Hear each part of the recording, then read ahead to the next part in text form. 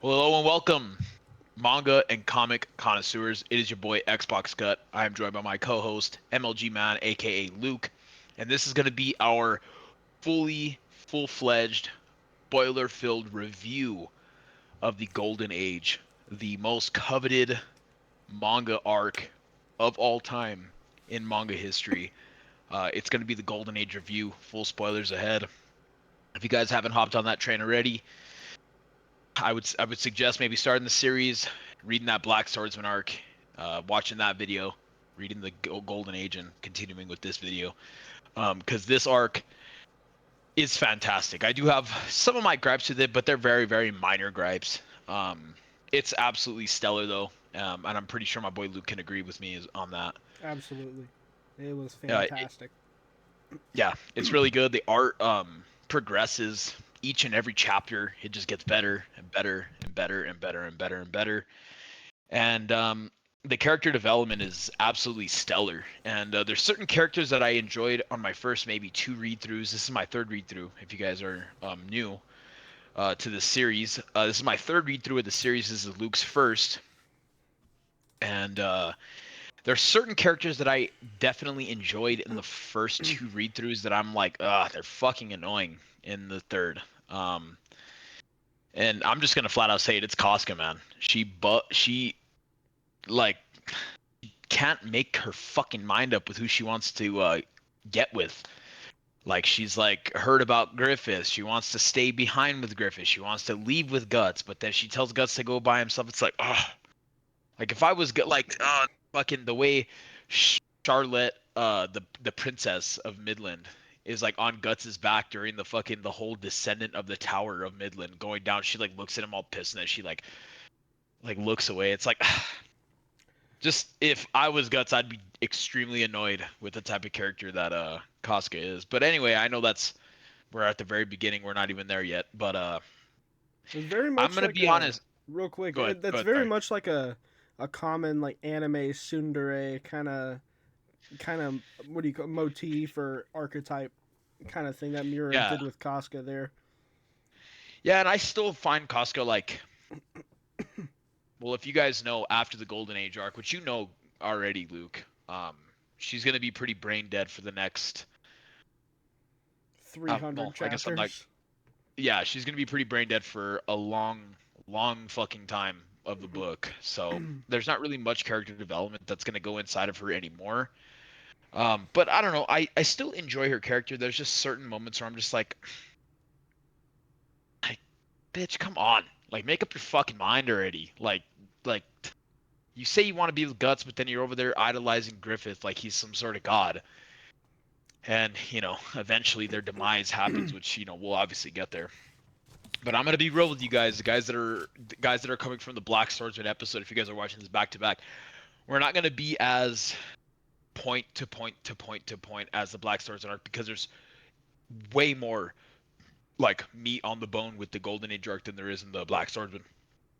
So I'm thinking the way we can approach this is just kind of spilling our thoughts about there at first. We're not going to go from beat to beat or, like I said, point to point to point in the story, um, because everybody knows the Golden Age arc, and we're just going to give our thoughts, and we're going to, you know, there's certain points in the book that we could definitely talk about, like the wounds chapter with Guts and Costco. We could talk about, the King of Midland, the fucking awful, disgusting part of that.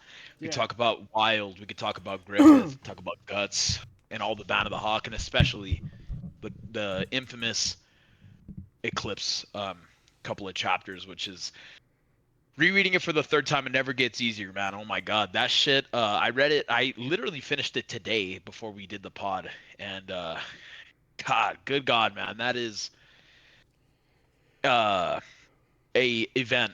If not the event in manga history, in all of manga history, it's genuinely fucking chilling.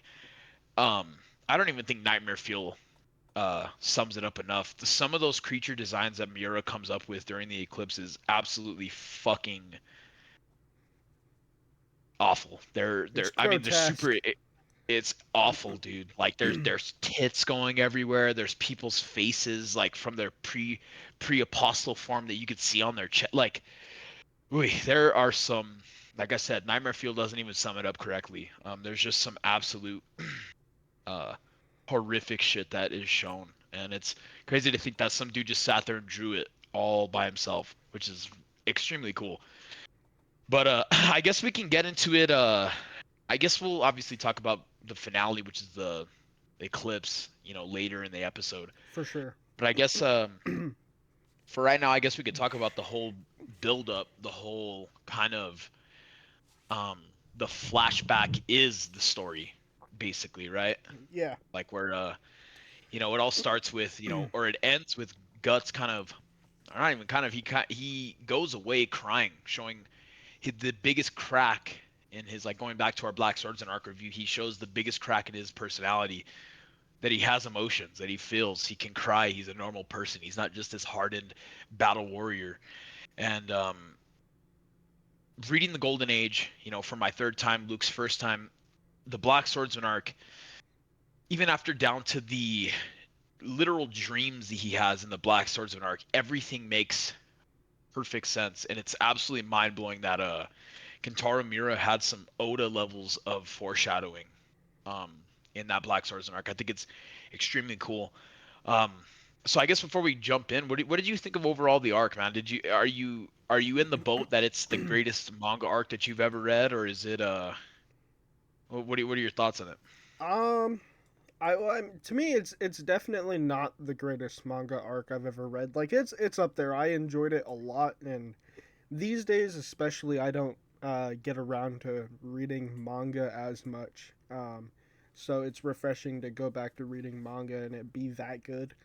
Um but there's definitely other manga that I've read where there were arcs that I enjoyed more. Like, for those of you who don't know, my favorite manga is Vinland Saga, and most of the Vinland Saga arcs I would say are, to me at least, better than the Golden Age, or at least not necessarily better, but I enjoyed them more. Like the Farmland arc, or even the arc directly after that, the Baltic Sea War arc is absolutely fantastic. But um, or even some stuff in One Piece like Enies Lobby, which I absolutely fucking adore, and one of my favorite manga arcs of all time. But my point is, it's not my absolute favorite, but it's up there.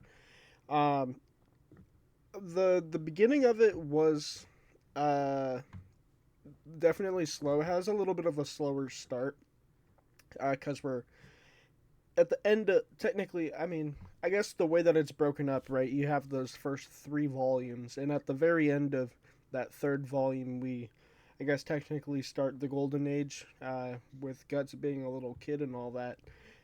So the beginning of the Golden Age is all about that, and it's a little bit of a slow start. It's just giving us context into who Guts is as a character and his upbringing and all that. But it isn't really until Guts joins the Band of the Hawk and all that stuff happens, and he starts to Guts starts putting him up to like prove himself, or not Guts. Griffith starts trying to make Guts prove himself and stuff like that. That where it starts to really heat up. But man, from there, it's just absolutely fantastic. I enjoyed just about every bit of it, and I come from a background too of reading a lot of historical fiction and fantasy stories that like in novelizations and stuff like that. So it's definitely, to me, it's probably not as jarring as it is to a lot of people who, and I can see why a lot of people might think it's a little boring, but I mean that's my jam right there. I'm studying history, so I mean that kind of shit where it's like boots on the ground, sort of military maneuvers and um, just knights doing knight shit and mercenaries and stuff. Like that stuff is perfectly fine with me. Like different houses fighting each other, and I don't know. I'm going on a whole rant here, a tangent. I'm kind of all over the place, but yeah, no, I enjoyed just about everything all the way up until the end. It was freaking fantastic. Yeah, man, it was great. Yeah, and I like I said at the end of our, I'm pretty sure I said it at the end of our Black Swords and Arc review. The series goes from being one extreme to the complete opposite. Like it's very much a horror, like I don't even know how to explain it. Like it's like a horror action manga, but then after that Black Swordsman arc, which is extremely short, it becomes this Game of Thrones political intrigue where, like you were saying, house versus house, and you're gaining these different, or like I guess we gained a party of these different bands, or not these different bands, these different like thieves and all these shit, like these different like ruffians, if you will, Yeah. um, of this like group, and you end up coming to like really enjoy who they very much are, like Rickert, Judeo, Do Corcus, you call which I him still don't like Judeo Corcus. or Judo? Is it you? I don't know. I think I do I call him always call him Judo. Judo. Yeah, I think I do call him Judo, but I think I called him Judeo for some reason. But I think it's whatever. I had never heard that one before, so I was just wondering. But yeah, so like you just end up coming to really enjoy these characters. Casca especially, even though I do have my specific gripes with Casca's, like I guess like character, not character herself, but like the kind of tropes that she gives off, I guess. Her indecisiveness. Yeah, it's very annoying, and you know, like after the golden age, there's not really much, like she doesn't have much of a choice. So Right. she's very much one note after the golden age arc, but I do enjoy her character, and I enjoyed the seeing her and Guts's whole relationship kind of unfold. I think the first kiss scene under the waterfall was extremely fucking touching to me personally. I don't know about a lot of other people, but I find that scene where she like stabs him, and he's just like, and she's like, why do you always get hurt? You always get hurt for me. And it's just like, like I don't know, man. I find that scene really touching. And even though she is, like Gut says, she's just a bitch sometimes. Uh, she definitely does like hold kind of like to one of the most complex characters in Berserk. Even though after this arc, she's not really much at all. And then again, like just the Kentaro Mira way he tries to, or not tries to, but he gets you to really enjoy these characters and really fall in love with all of them, just for him to take them all away from you. And I can't even imagine reading this like as an ongoing, whenever the Golden Age is going on, because you knew it was coming, but it was years and years and years in the making, and that's why I give Kentaro Miura like all the praise, because it's like Oda levels of foreshadowing, where he's like literally pre-planning the shit 10 volumes ahead. And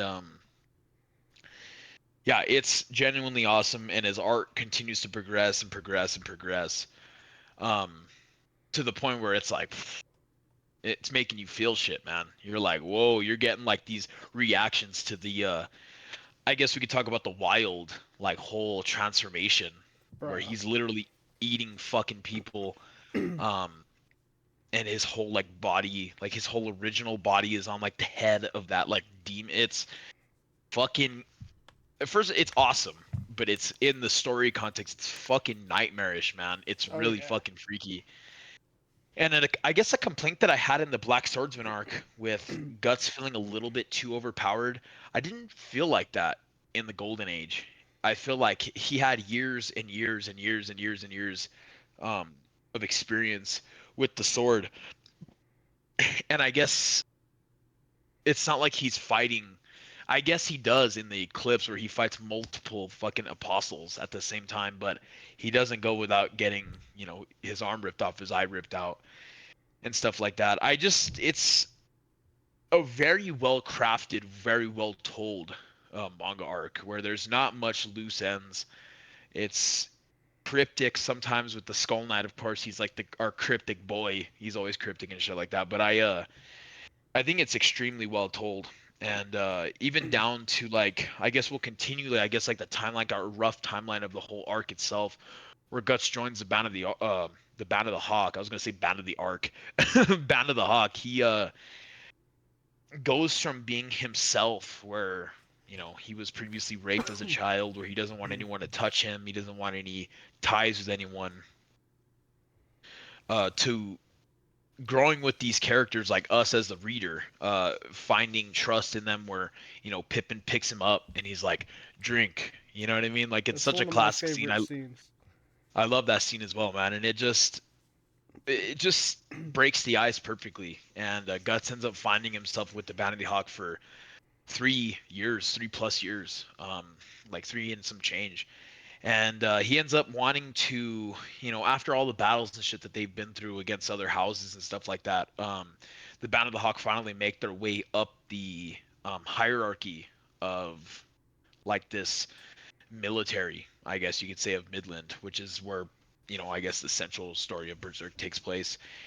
And they end up getting promoted to White, which is the highest praise you could possibly get, the White Hawks.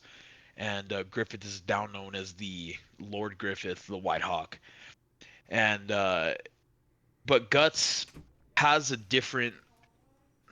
you know, a different ambition in his heart than Griffith. And I think the whole dreams dialogue, the whole dreams monologue, I guess you could say, from Griffith is uh incredible. I don't like Griffith. Obviously, no one does unless you're fucking wild. Not wild himself, but unless you're fucking psycho, I guess I could say. But the whole I find Griffith a very compelling character, and I think that's who his character is. He's very deceiving. He's very you know, I guess we'll get to it eventually in the Eclipse arc, where the different Godhand members show him his ambition, like how the bodies are being piled. They're like telling him, like, it's your only way to get to what you want is the bodies and the death and your comrades and your enemies. That's the only way to where you want to be. And anyway, we'll get to that point pretty soon. But It's so hard I not just to think, just jump forward to the eclipse, man. yeah, it is, because that's like that's you know before that, it's basically just a very military grounded story about a good ragtag. I hate that term, but a ragtag team of individuals making their way to the top, which is extremely compelling to see. And that whole, like I said, the whole dreams monologue by Griffith was very compelling. I've reread it probably 10 times in my three read throughs. I really really love that speech where he says, "I don't see a friend as a, or I don't see a friend as, I think he says something like that, but he says, I see a friend as my equal." And then Guts is like looking at him in Guts's mind, it's just him and Griffith in the darkness. Like, he's like, "Oh my god." Was that when? Like, Are you talking? Is that when Griffith is talking to Charlotte? yeah, that is. Okay, yeah, yeah, yeah. And Guts and Casca are, well, that's right after the 100. Well, that's another great part that I guess we'll talk about now. I wanted to talk It's about that one. Yeah, it's where Guts and Casca fall off. Well, Casca's having her period in the comic, and or the manga rather, and she ends up, I guess, passing out over a cliff, and Guts catches her off the cliff. They fall into some water, and they end up kind of opening up to each other for the very first time. And that's whenever Casca finally kind of gets a grip on who Guts is, and Guts gets a grip on who Casca is. We finally get her backstory and stuff like that. And the bad guys, I guess you could say, the I don't even know what house they were from, but they end up finding uh, Guts and Casca, and there's men after men after men after men after men, and Guts just tells Koski, he's like run, go to your sword, or he's like, not it's not your sword, he's like, go be the sword that you wanted to be, which is Griffith's sword, as Casca told him in the previous couple chapters. And Guts just ends up going fucking, no pun intended, but berserk on 100 men. He ends up killing all 100 guys. um I would say pretty easily, man. We've seen Guts in some battles where he gets pretty fucked up, and this one was not one of them. He didn't even get touched. From what I remember, he ends up fucking all them up, and it's such a great scene because whenever they come back to find Guts, and he's just sitting there, like how he is whenever he's a child, holding his sword always. Um, she like Casca like grabs him. She's like, "Are you okay? Are you okay?" He's like, "Stop. You'll make the wounds worse." Like, like so fucking good. Like Just I surrounded love by their relationship. bodies. Yeah, surrounded by 100 fucking dead bodies, cut in half, legs ripped off, arms ripped off. What did you think about that scene, brother? Dude, that was one of my favorite parts. And yeah, man, I love seeing like just a badass dude just surrounded by just like the carnage. You know what I mean? Just like I love that one man army kind of character. It's really badass. And did you ever watch Naruto growing up or read the manga? No, I didn't. I read the first arc on Naruto. It's like I think the first like 7 volumes or something like that. But I don't remember anything like that in the manga, so you might have to fill me in on that. So I don't know if you've seen the clip, but there's a part in Naruto Shippuden where the character Madara, he fights the ninja army on his own. I don't know if you've ever seen that clip, but it's literally him, like one dude versus like 200 guys on some John Wick type shit, and it's Yeah, fucking awesome. I love that kind of stuff. yeah, yeah. So I haven't gotten into Shippuden yet. That's like I think after volume 27, Yeah, like whenever they're older and stuff like that. But it's very anime-esque, man. Like even though it's a seinen, it's very shonen. Like one man versus 100 soldiers, and he yeah, yeah. fucking ends up tearing all them up. And like I said in the Black Swordsman arc, I love the fucking art of Kentaro Miura, man. Like the way he can convey motion. Like whenever Guts swings his sword, and you could just see the body like turn, Yeah. and it's a still picture. It's so impressive. And that scene in particular really displays Guts' power. And I just like I said, I don't really think he's too overpowered in this because whenever you got a hardened battle warrior like that versus a bunch of kind of I think even in the 100 man war, not the 100 man war, the 100 man like slaughter, I guess, uh some of the soldiers are even scared. They're like running away, and Guts fucking kills 3 of them in one swipe. And it's fantastic. And even whenever Casca comes, or everybody, Griffith, Casca, Corcus, everyone, Pippin, and he just says, like, stop, you'll make the wounds worse. Like, it's just so Guts. It's so good. And it's just fucking awesome, man. I love Guts as a character so much because this is like the only time where we see him kind of be at peace in a way, where he's kind of like happy with his life and where he has in his state. And if you guys know the current state of Berserk, it's not really too happy. And we don't really ever see that until very much later in the series. So it's cool to see Guts smile, and it's cool to see him, you know, win battles um, at this point in the story. And then we move on with, I guess I Well, don't really remember what Cam, happens after. before we move on, I did want to point out one thing that I just remembered during that scene. So when Guts and Casca uh, go missing, right? They're like, hey, some of the band of the Hawk are like, hey, we have to find Guts and Casca. And I think it's very telling because Griffith is uh, approached with this choice where he can either um, stop everything to go search for Griffith and or no, sorry Guts and Casca, or he can like return to his duties for the sake of you know fulfilling I guess his dream or like continuing to be a military leader. Uh, and it he does end up kind of setting Guts and Casca aside and being like, yeah, they can figure it out. If they're alive, they'll find me.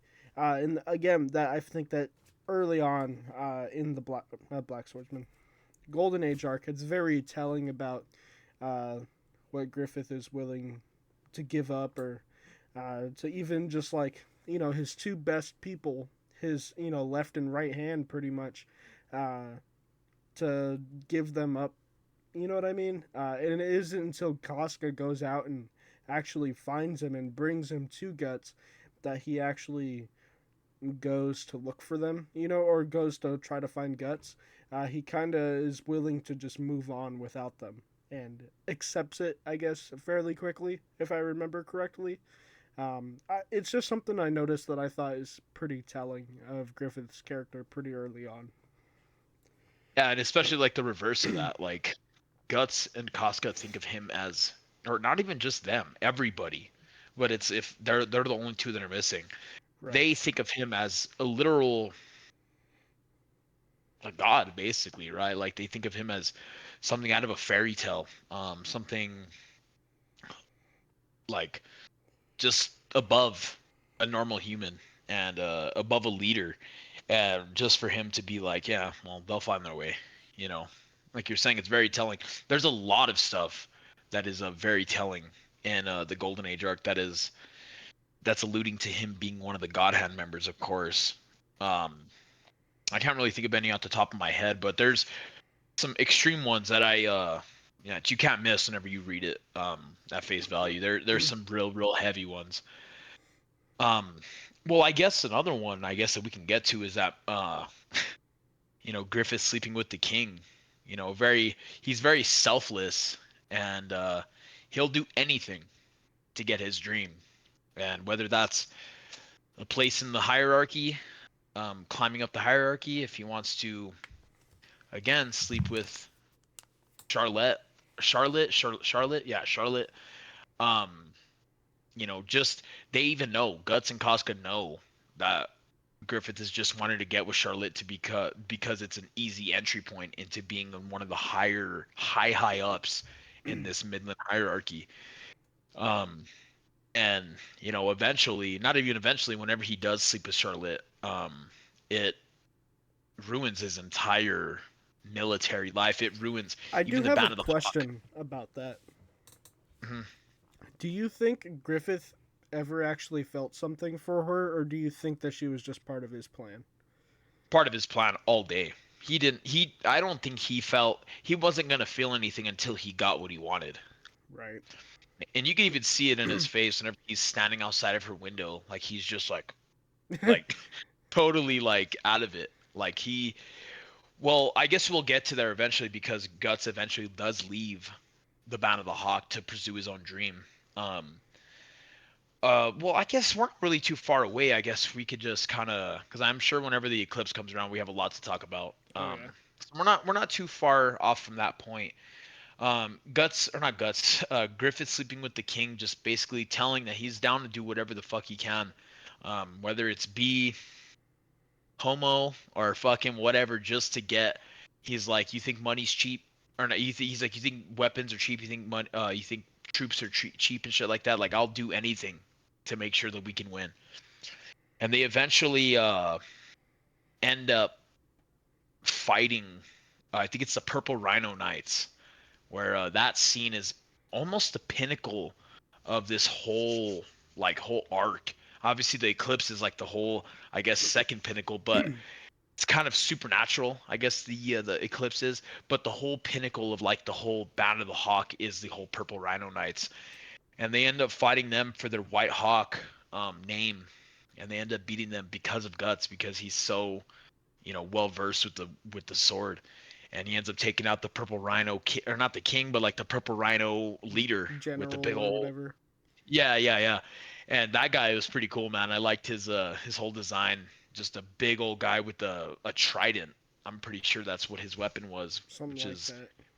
something That crazy. fight was fucking sick too. That was one of my favorite fights early on. That was awesome. Yeah, 100%, man. And like what I enjoyed, I'm sure you enjoyed it as well. But whenever Guts fights Zondark in the Black Swordsman arc, and he's swinging around his big ass blade, and Puck's like, "You can't even see it. It's going so fast. It can't even. The human eye can't even perceive it."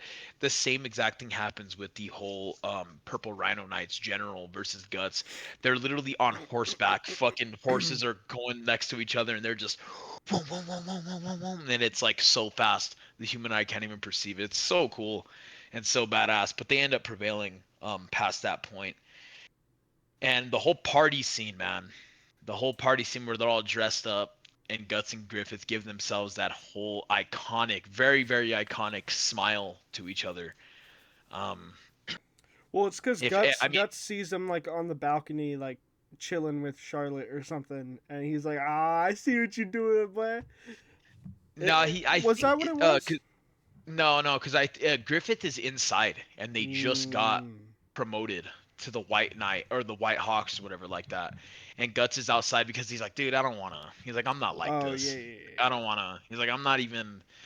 I don't dress up and all this shit, and then fucking they get pronounced the White Hawks, and Griffith looks outside and Guts and him to kind of share a smile, Yeah, yeah, just yeah, kind of yeah. solidifying how good of friends both of them are. And even though Guts might think of them as comrades and very best friends, I think Griffith has more of a of a strong feeling towards Guts, whether it be gay or whether it be you know, whatever.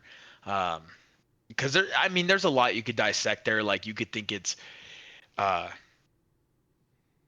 Griffith is gay for Guts. I've seen that a lot around the internet. I mean, I wouldn't exactly put that out of the Out of the question. question. Yeah, Yeah. no, neither would I. I just would rather not think, Yeah. because it's not, it's, but there is some very telling shit where that could be the case, where he's boning fucking Charlotte, and he fucking sees Guts like flashing in his eyes, like, all right, bro, like kind of gay, you know what I mean? But Yeah, I yeah, don't know. yeah. Well, I mean, I mean, you and also you can. He's they literally tell you that at least sexually he's pretty fluid when he's fucking the king. So yeah, yeah, it's not really out of the question at all.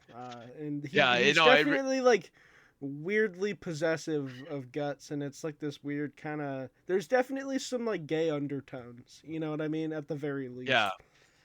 yeah. Well, I mean, he literally fucking says, "I want you, Guts. I Yeah. want you." Like, I think oh, Guts. I don't know if I can say it on the pod, but There's that part where yeah. You know what He's I'm like, talking "Are about? you?" Yeah, no, we all know. We all know. Yeah, it's a funny part, Yeah. but Griffith never says no, so we don't know for sure. Facts. So yeah, there is definitely like a gay undertone to it, but I don't really think that matters too much. It doesn't. Um, it's just kind of whatever. But more than anything, Griffith is extremely possessive over Guts specifically. He knows that I guess we'll skip ahead a little bit during the eclipse. Whenever right before he sacrifices his band, he says, "You Guts were the only one that made me forget my dream." And then he says, "Sacrifice." So it's like, gay or not, he really um I don't even want to say looked up to Guts, but I thought he thinks of Guts as his equal, like he says what a friend is, which is, I guess, scary to Griffith. And yeah, so I guess we'll move on from there. Then it goes into the Campfire of Dreams, which is one of my favorite manga arcs, like of all fucking, or not arcs, one of my favorite manga Chapters. chapters of all time. Um, Yeah, that's a it's the beautiful art. chapter. Oh, it's fantastic, dude. The art is great, and just the whole dialogue between Casca and or not Griffith, Casca and Guts. Um, Guts saying like, look at all those fires out there. They're all like separate dreams. Gaston wants to be a clothes merchant. He wants to do this. This other person wants to be that, and but they're all accumulating into one fire that is Griffith's dream. And it's just so well put. It's so fucking fantastic. And um, he tells like Casca, he's like something along the lines of like, oh, look at you, like you're some princess, right?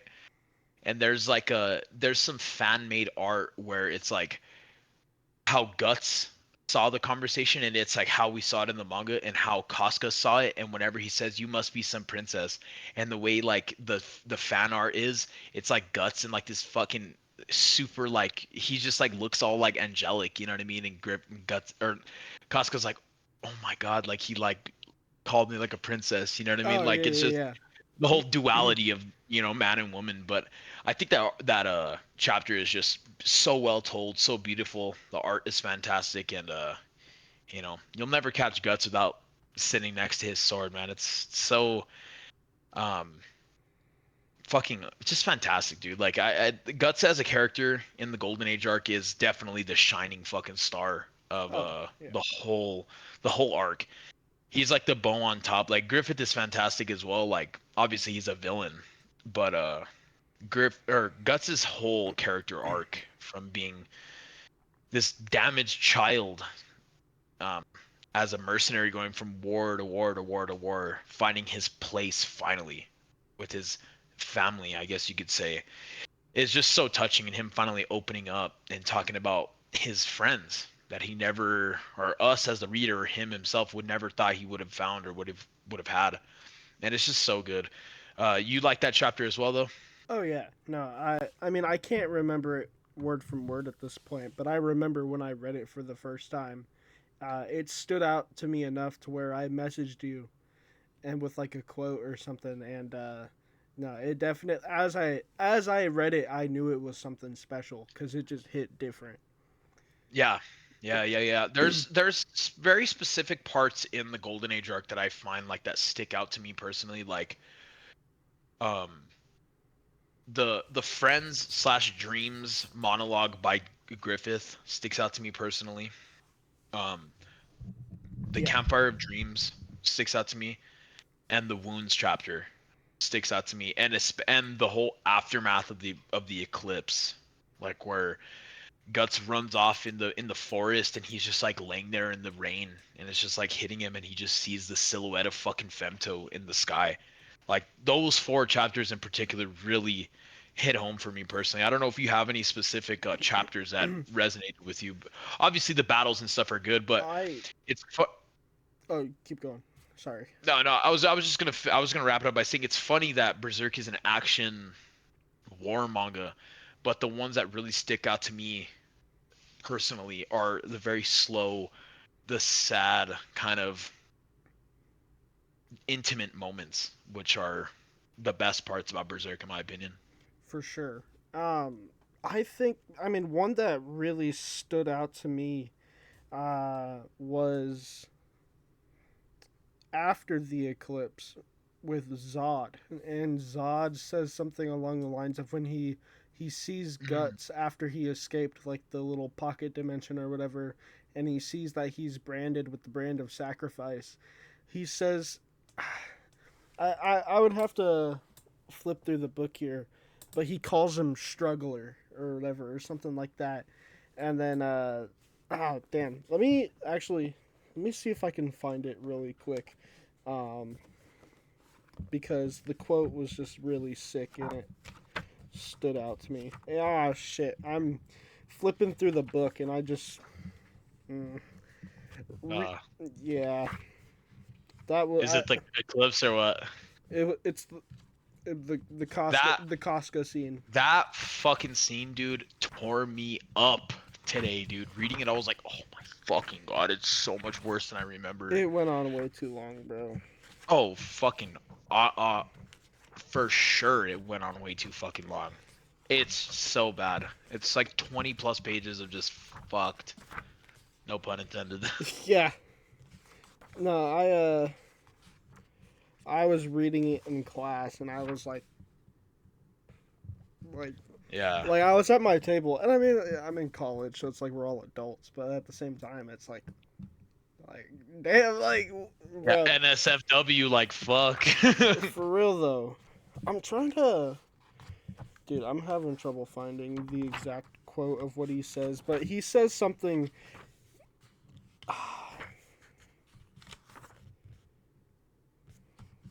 But then there's also the part where he talks about.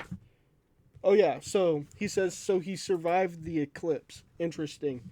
Show me now how it is you'll struggle as no more than a man through the world of darkness, in the wilderness of the dead that extends before you, branded swordsman.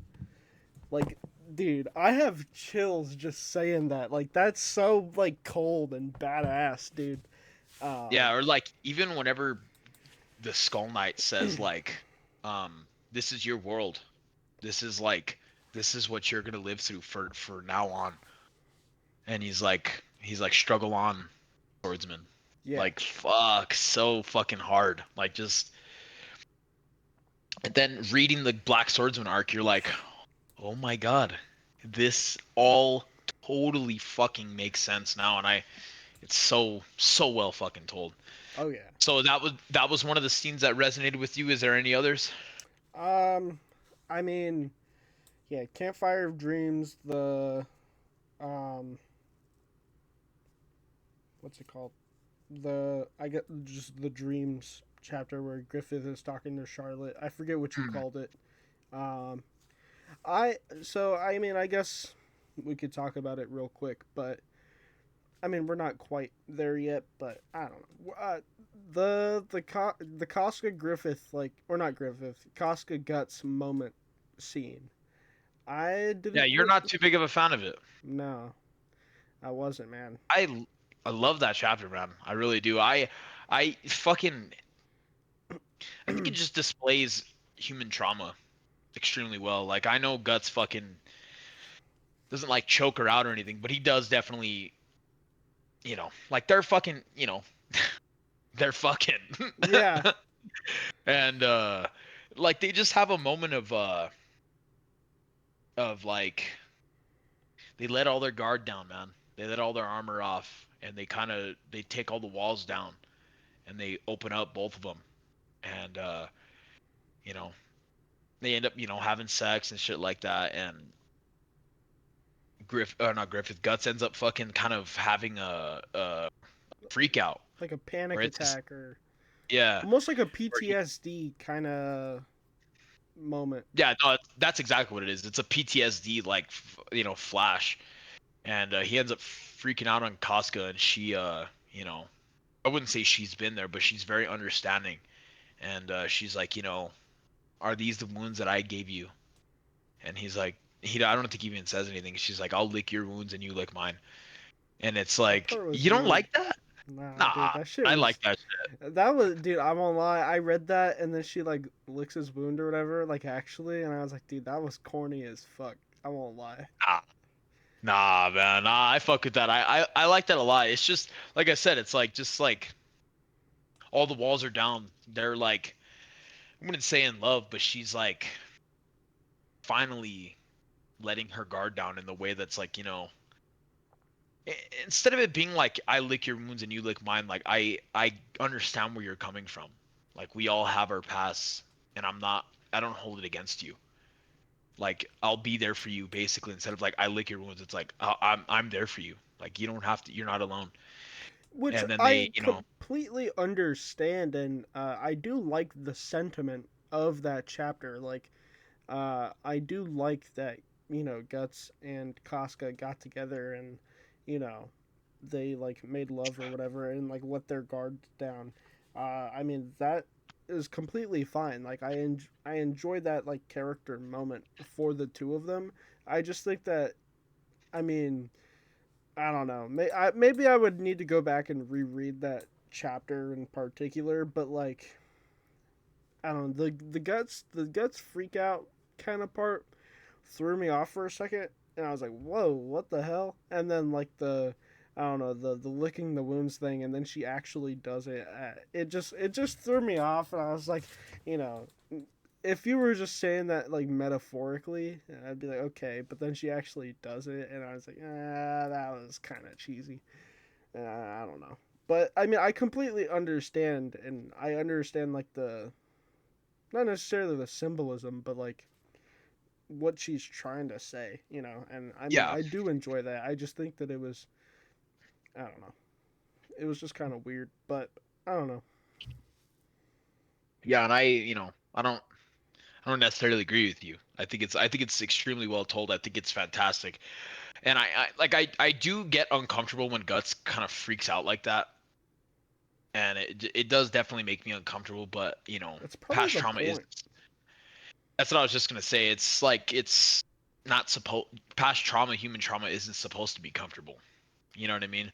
And I think the best part, the reason why that scene resonated with me, it's not because they made love or whatever like that and they finally let down their walls. It's the whole symbolism at the very final page of that chapter where throughout the entire series so far up to that point, from Guts whenever he was a little child, whenever Gambino threw him that shell with the medicine to cover his nose, he was always next to his sword. He always laid with his sword.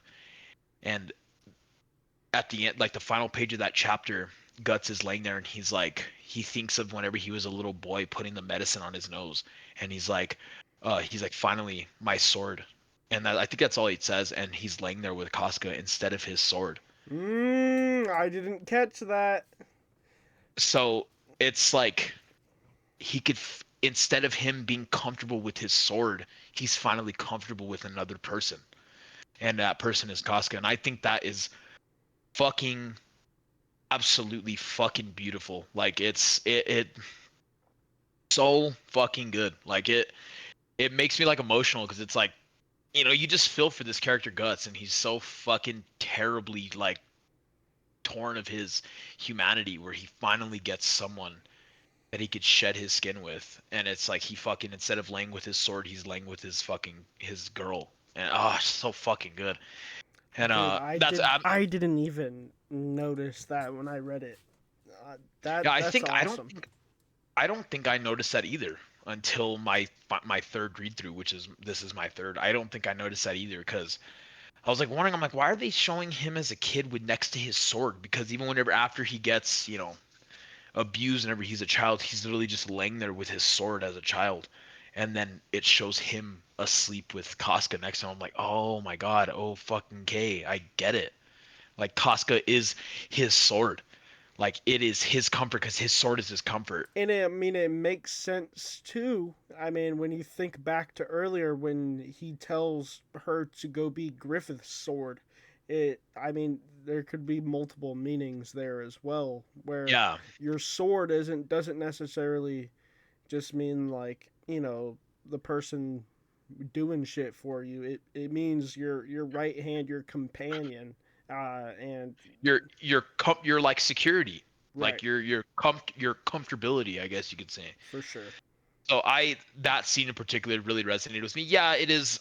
The whole Guts freak out is fucking. It is uncomfortable, um, but it's human, man. It's extremely human. Like I don't, I'm not fucking saying it's all right. You know what I mean? But it's extremely human, and I really feel for that chapter. It's one of my favorites, in the entire manga. It's probably top 10. Um, Interesting. but it's really fucking good though, man. I really enjoy that whole chapter. And then moving on from there, we finally have the whole downfall of Griffith, where he sleeps with Charlotte. Why do Oh, I keep saying it like that? hold on. Charlotte. So sorry, real quick before we get to that, there was, I mean, yeah, no, it is before. One chapter that I absolutely loved was when Griffith is out here playing fucking 4D chess, dude, where uh all the fucking the Oh, I know what you're talking about with the queen, right? and yeah, with the queen and the castle, and he like burns all those motherfuckers alive, dude. Yeah, yeah. Yo, that, and then he's just standing there outside the window staring down the queen or whatever, just like, bro, that shit was Like tight. motherfucker. Yeah, that shit was fucking And insane. but what I Because loved they is, poisoned him, but he like they poisoned him, but he poisoned himself before they could poison him. yeah, And then oh dude, it was fucking that was awesome. one of my I forgot about that scene. favorite chapters, and I love, like, afterwards, Griffith and Guts kind of have like a bro moment after that too, because like Guts is in that get up where he has like the hat and the cloak and all that, which Yeah, that was like yeah. fucking sick. And he comes back, and there's something, I don't remember exactly what happens, but like he like gives Griffith like a handshake or like a fist bump or some shit. Like it was like a bro moment, and it was pretty sick. And they're like walking back to the castle together or something like that. Yeah. And everybody was like, Yeah. "Wait, where were you two?" And we're like, "Nah, we're just chilling." Yeah. Yeah, that part was fucking great. Yeah. And that was another part that I forgot that happens before that part, which I enjoyed the whole queen sequence a little more than this, but I'm sure you know what I'm talking about. It's the whole Count Julius and Adonis. Oh yeah. That Yeah, scene dude. was fucked. Fucked. It Yeah, wasn't, bro. crazy, but it was pretty nuts. Like Griffith basically says like, "Hey, there's someone in the hierarchy that doesn't like me. Um, you're the man to do the job," which is kind of fucking stupid because Guts is like massive, like a 7 foot fucking five Should guy have with a said massive judo like to do that or something. yeah, exactly, right? Fucking throw a couple daggers, you know what I mean? Like Yeah. tear him up, but he ends up sending his right man hand Guts, and Guts. fulfills his quest of killing Count Adonis, um, or no, King Count Julius rather, and he, which is I guess a good thing for the white for the Band of the Hawk because Julius was gonna fucking overthrow them. He was going to basically kill them or something like that, or something like end up ruining their chances of becoming higher up in the hierarchy. And he sends Guts out, and Guts fucking tears him up, man. He ends up stabbing him in the fucking chest. And but there's one thing that Griffith tells him. He's like, you got to do it quickly, and no one can see your face. And Griffith and Guts is like, just order me to do what I gotta do, and I'll do it. You know, as Guts does. He ends up fulfilling that, and as he's escaping from the castle, um, Adonis, his poor Julius's poor son, that you know, Julius would always, you know, practice their sword play and stuff like that. He would always push him, you know, not in a good way, but a little bit too hard to where he's a little bit harsh. He's basically an asshole to his son, and Guts has to do what he's got to do, man, and he ends up fucking driving that whole sword through this little kid's fucking chest. And you know, if we're kind of remembering back to the Black Swordsman arc, I think that's kind of why Guts kind of tripped out and ended up throwing up in his fucking hand whenever he killed that little girl, Oh because yeah.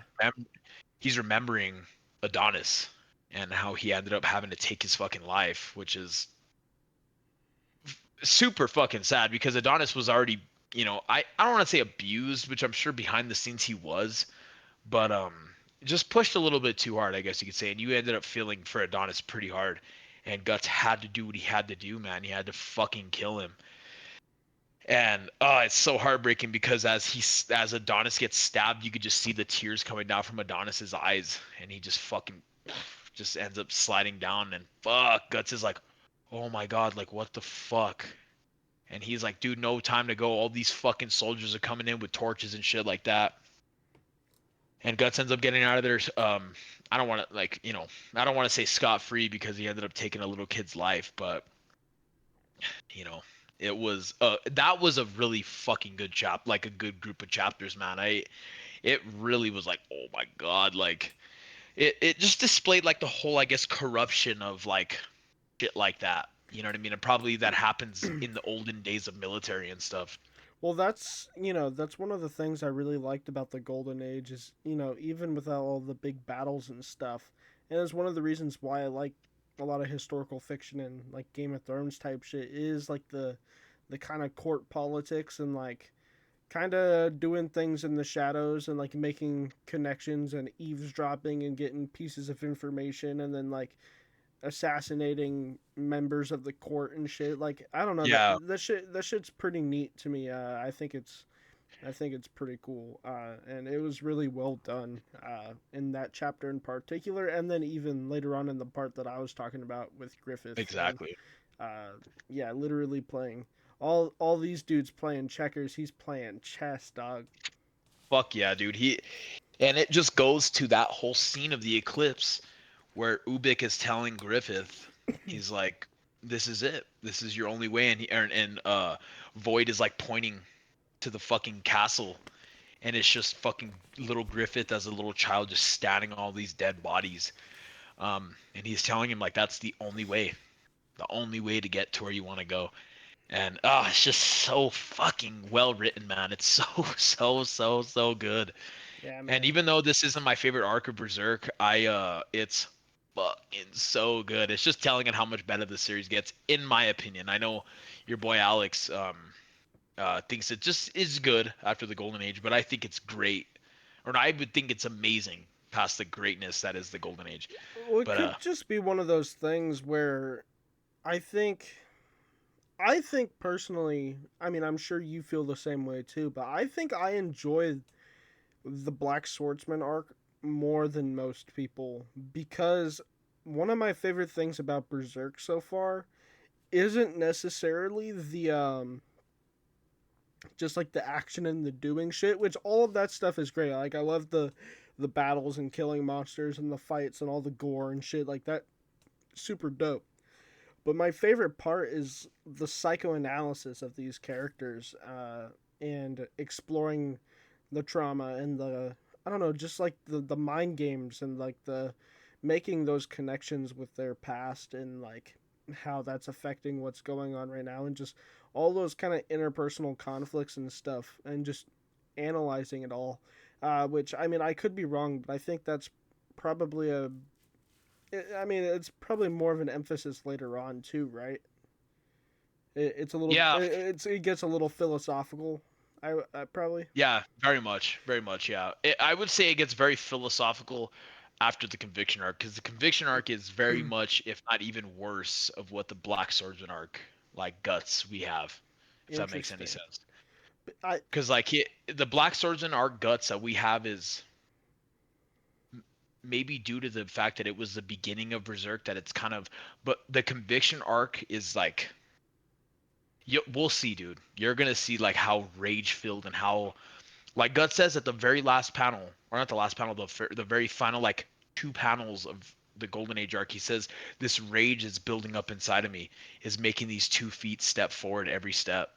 Like that, you're gonna see that on full fucking display, where like that panel of Guts killing that, or not, going after that one apostle that shows up at Godo's door, Oh, dude, I love that panel, bro.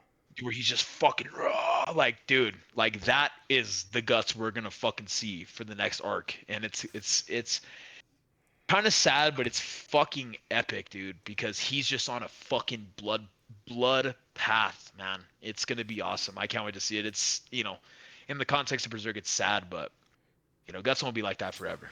Well, for sure. One of the, I mean, I guess I kind of trailed off a little bit, but what I was trying to get at is I think maybe some people get a little lost in the sauce, so to speak. Like when it starts to get a little too deep, or like where I think a lot of the point, I think personally I'm doing it right, where you're supposed to be asking these questions and sort of analyzing these characters. Like I think that is the point. And I think that maybe some people just aren't about that as much. Like, not trying to say, I'm not trying to be a snob or anything, but I think stuff like that maybe just isn't for certain people, which is why they don't like the later stuff or even the Black Swordsman arc as much. Whereas the Golden Age is more of a traditional kind of Story. story. Yeah. Yeah, no, I totally get what you're saying. Because whenever you mentioned that last episode of the Black Swordsman arc, where the Black Swordsman arc is definitely analyze heavy. It's like extremely analyze heavy. Everything has a meaning to it that we're not supposed to know yet. But the Golden Age arc is very much the story as it's presented to you. There's not much mystery other than, it's well, there's not much it's mystery. building the meaning. You know what I mean? Like Yes. there's no underlying meaning, because this is giving you the meaning for what happened Yeah. prior. Yeah, exactly. So I feel like the same time that it's going to take to explain this whole Golden Age arc, it's going to be the same time that it took to explain the 3 volumes that were in the Black Swordsman. You For know what I sure. mean? There It's so, was uh yeah, I think the Black Swordsman arc is far more layered. Uh oh, yeah. extremely, Yeah, extremely. which is, again, I'm so glad we gave it its own episode. Yeah, That was a good call. yeah. It definitely deserves it. But so then I guess from the Adonis, the Julius, and the Queen part, we can move forward to the whole. We don't even got to stay on this for long, because I'm sure people can understand the Griffith and Charlotte scene where he's. Oh, actually, before that scene, Griffith, or fucking jeez, I keep mixing their names up. Before that scene, Guts ends up admitting to Casca during the Campfire of Dreams chapter that he wants to find a dream of his own. He wants to find a path of his own, and he ends up leaving the Band of the Hawk in a. Dude, I want to hear your thoughts on this scene where Guts and Griffith have their rematch for Guts's departure. Um, I let me hear your thoughts before I give mine, because I know I'm pretty sure my face is telling them what I thought of it. I mean, I thought. just I mean, first of all, the art in that scene, just the scenery where there's the snow and they're like where it has Oh, the rising sun over the horizon with the yes, trees where and they're fucking yeah, holding their dude. fucking sword. Oh Uh, my god, it's so I fucking dude, good. I one day whenever I get a house, bro, I want that like double page spread like framed. You know what I'm Yeah, saying? Dude, that yeah, shit would be for sure. fire. Um Fuck yeah. but yeah, dude, I mean, it's just a beautiful scene and I really like the callback, right, to I always love a good like rematch. You know what I mean? Like, all right, let's run this shit back. You know what I mean? Like, not trying to get too off topic, but we you've read Invincible now. You know the rematch I'm talking about. Yeah, of The course. I love good shit like that, and just the callback to the very beginning, and in a lot of ways you could see the growth of Guts through that, and just his skills, and just not only that, but I think symbolically too, where maybe in the beginning it wasn't necessarily that Guts didn't have the skill to beat Griffith, but in his mind he was kind of like he didn't have a clear path, and so he almost allowed himself to be defeated, in which Griffith then gave him a purpose, right? As part of Griffith's dream, he now has purpose. But now that Guts wants to carve his own path, he has like a clear direction and he has something to fight for. His own. He has something to fight for, being his own dream, which possibly gave him the push to finally be able to beat Griffith, whereas before he didn't have it in him to do that because he's sort of a wandering mercenary kind of character. You know what I mean? Um, so I think it not only does it go like does it show like a direct representation of his skill that he's gained over the last how many years? 3 years, 4 years, something like that. Yeah, three Um, years, I'm pretty sure. it also goes to show, I think, I mean maybe I'm analyzing it too much, but I think it also shows that you know Guts is carving his own path and he gained his own purpose. You know what I mean? Yeah, 100%. That scene, man, all it took Guts was one fucking swipe. That's it. To end fucking Griffith. Not end Griffith, but technically, I mean, basically fuck Griffith, like, over to the point where he's like, dude, I'm fucking throwing everything away Yeah. over this guy leaving. And yeah, I love that whole scene where he just fucking, like, one swing of Guts' sword, he just says, take care. And that's it. So it's fucking awesome, man. I love that whole scene. That's one of the best scenes in the Golden Age because that's really the turning point of that whole arc. Because Well, just prior to that, if you wanted to touch on it real quick, I know we touched on it a little bit in our previous episode of like the actual pod, where we did the Berserk ranking of the characters, but really great moment for Judo, when oh, that's right. him and Guts are talking in the tavern, and then Judo kind of walks him to the edge of town or whatever. Um, Dude, that I forgot to mention that before when we were talking about specific chapters or specific scenes rather, but that's one of my favorite pieces of dialogue, just between the two, where everybody else is kind of giving Guts shit for leaving, even Casca, but Judo is really the only one that is level headed about it and kind of puts himself in Guts' shoes and is like, I completely understand where you're coming from, man. Like, I don't want you to leave, but like, a man's got to do what a man's got to do. We all have our dreams and ambitions, and you know, it's your calling, man. So I don't want you to leave, but good luck. Kind of, that's sort of Yeah, the vibe. And yeah, I mean, it was just a really powerful moment for Judo as a character, for just being a side character, um, he's easily my favorite Band of the Oh, Hawk he's member, and we talked about that in the pod. But yeah, I love that scene. And again, I'm really bad with remembering details, so I would have to go back and reread it. But the actual specific dialogue between the two of them is really beautiful. I wish I could remember it, but um, yeah, I love that scene in particular. Just before the duel, it's fantastic. yeah. It's just a display of why everyone's favorite Band of the Hawk member is Judeo. How the fuck do you say it? Judo.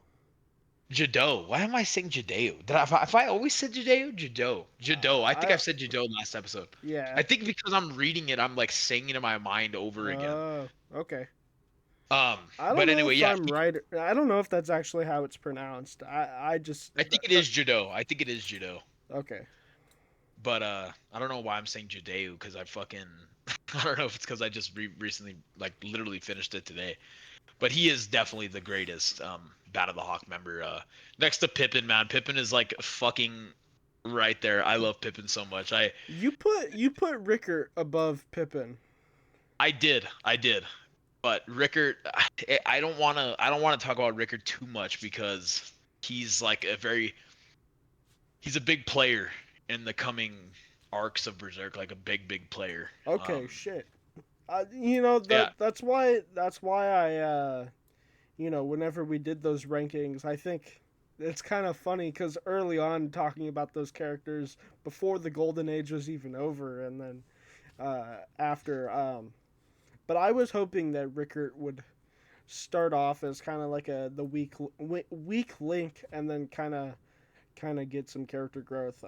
I'm excited to see what happens with Rickert as a character, and hopefully grow into his own in a lot of ways. Because um, yeah, I didn't like him to begin with, but even right after or even during the eclipse, just his interactions with the Skull Knight and him taking care of Casca and all that. It just big growth moment for Ricker even there. So yeah, I'm just excited to see what happens with him. so we'll continue from there with the whole um, Charlotte and Griffith, the whole downfall. We don't got to get into details on that because that scene is pretty fucking graphic. And then after, okay, yeah, so they end up making love and shit like that. But as Well, we talked not about I before, mean not even.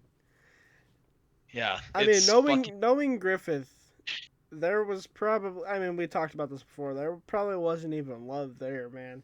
Oh no, 100%, 100%. And I Charlotte is a character that I really fucking feel bad for because of a scene that happens literally right after this. So fucking bad. But yeah, so they end up not making love, but they end up, having some weird sex, I guess we could say. And yeah, and it's just you know, a scheme by Griffith because you know, he's feeling down bad about his boy Guts leaving, and he wants to, Which I I wanna touch on something really quick with that scene in particular. That also that scene made me feel uncomfortable, not because of oh yeah, the actual like them banging, but like Griffith low key like forces himself on her, and like I don't know, like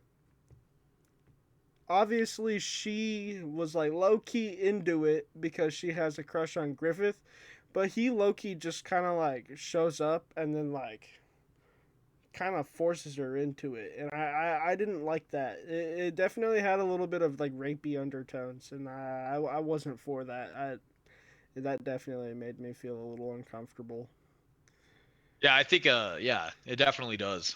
It's just weird because she's like a little fucking girl basically. She's like 15, 16, and I don't know how old Griffith is, Right. but yeah, it's like Griffith's down bad of his boy Guts leaving the band, and he's like, just trying to get some.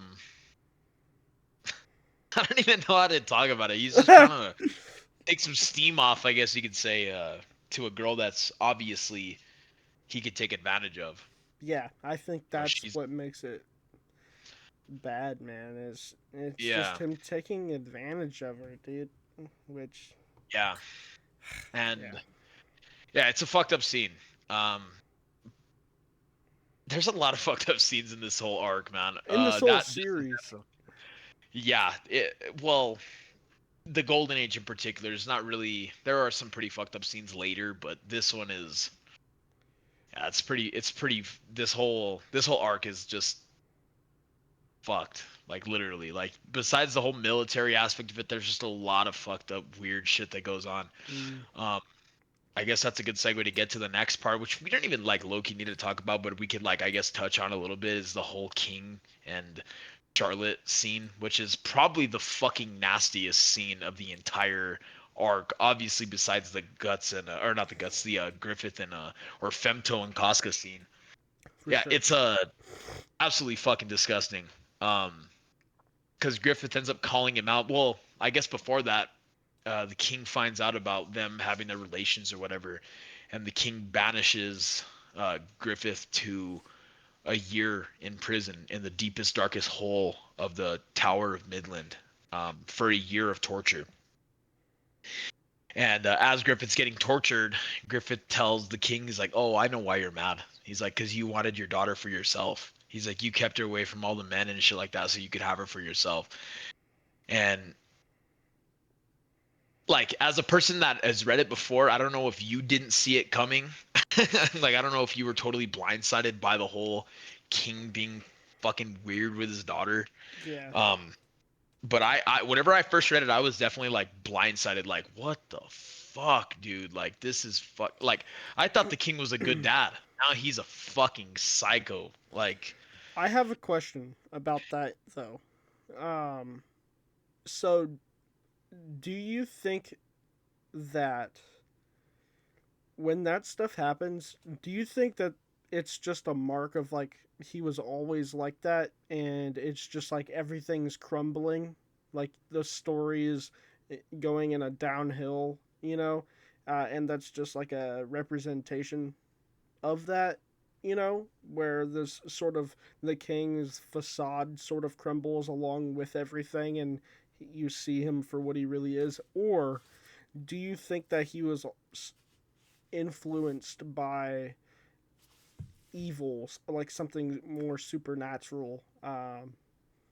Because we do see a lot of, again, going back to the Black Swordsman arc, with the Count in particular, or even the Snake Baron, when the little girl, I forget her name, but she was, you know, talking about how her dad, the Count, wasn't always like that, and he started acting weird and being cruel after he was influenced by evil in the God Hand.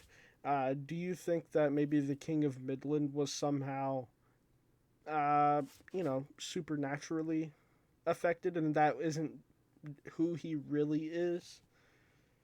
hmm, that's a good question. I like before you presented that question, I would say that he was always a fucking creep.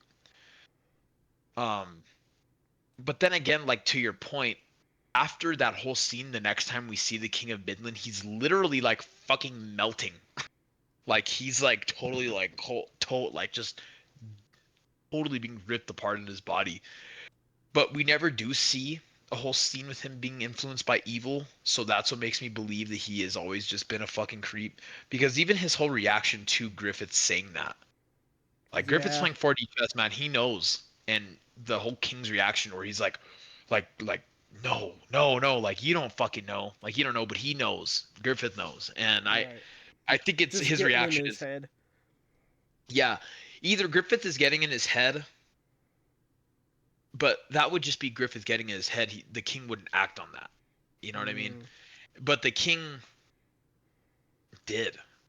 So Well, he's. maybe I think he's always maybe a been a creep. better way of wording it is that maybe he always, maybe it's like, you know how sometimes you get like weird intrusive thoughts and shit like that, and like Yeah. you never like actually act upon them, like when you're driving down the highway and you're like, low key I could just swerve into oncoming traffic, Yeah. and like that kind of shit. um Yeah. But like maybe he, had some like weird thoughts about his daughter or whatever. But the fact that he actually acted upon it, do you think maybe he was? I mean, obviously this is just kind of like theory crafting kind of stuff, and I just wanted to pick your brain on it because it's a perspective you could possibly take. But maybe in that instance, right, there's something that was actually influencing him supernaturally to act on those deep desires. You know what I mean? Uh, where he finally just kind of broke. You know, I don't know. It it's definitely a toss up now that you mention it, because even whenever right before he, does what he does to Charlotte, he says like, "Oh, you exude so much of your mother's looks." So maybe he did just have And intrusive isn't thought. that reminiscent of the Baron, too? Or not the Baron, but the Count? Yeah, exactly. So maybe it's definitely up for interpretation, because there's no real actual evidence that there was evil beings brewed in But his mind, something like that. once again, you have the Skull Knight, right? And he was talking about how, hey, shit's brewing in the background. You just haven't seen it yet. So, I mean, he's basically telling you that evil is in this world, and Well, there's two planes of existence. well, There's the evil, that's what I and was then about to there's say. Is even when Guts is branded, right? Skull Knight says, there's another whole, blanket over this world where there's the undead and these spirits and shit that are, people just can't see. Normal people can't see, right? Um, yeah. where there's always evil and spirituality influencing the world that most people just can't see. So, you know, shit was brewing this whole time, So who knows? Yeah, so you might be right, but either way, the king is a fucking creep, no matter what. I mean, he's a fucking Absolutely. disgusting, probably almost as despicable as fucking Griffith himself. Like, just absolutely fucking horrendous character. Yeah. But after that, so this whole part, there's only one reason why this part exists, and it's to introduce Salat. I don't know if you remember who Salat was, but Guts goes on his own path, and he ends up he goes into this fighting tournament, right?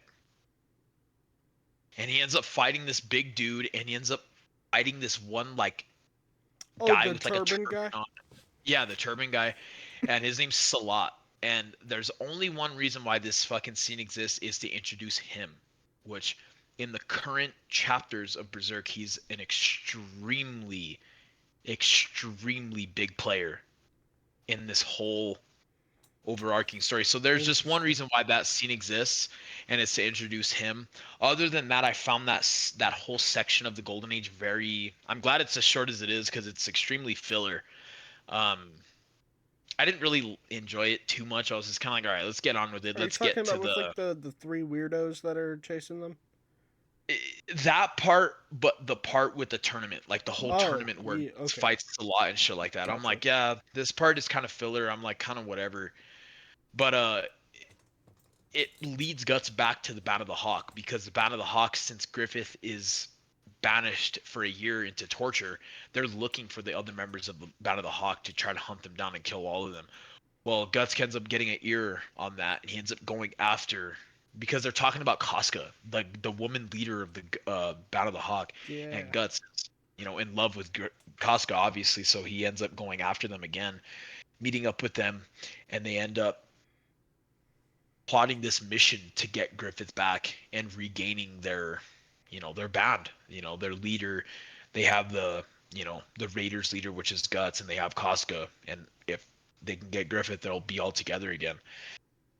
So they make a plot to go get him, and this is where we get the whole, Charlotte, you know, infiltrates him into the castle and stuff like that.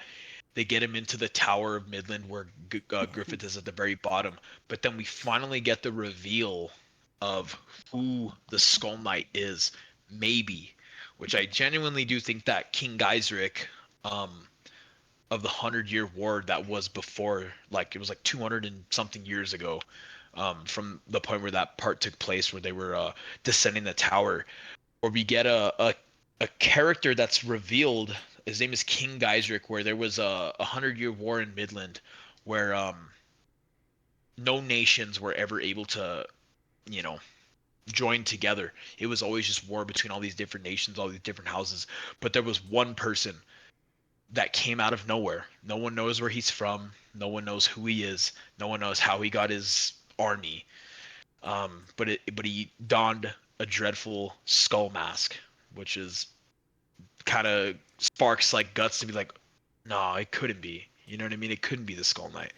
I don't know how familiar you are, but with Arthurian legend, but I mean it's definitely very reminiscent of King Arthur. You know, he kind of he pulled like with Excalibur or whatever, and he kind of unites all of the warring factions and the warring kingdoms of Britain at the time, Hmm. and you know, King Arthur becomes the king of all the Britons and just like unites everybody for the first time.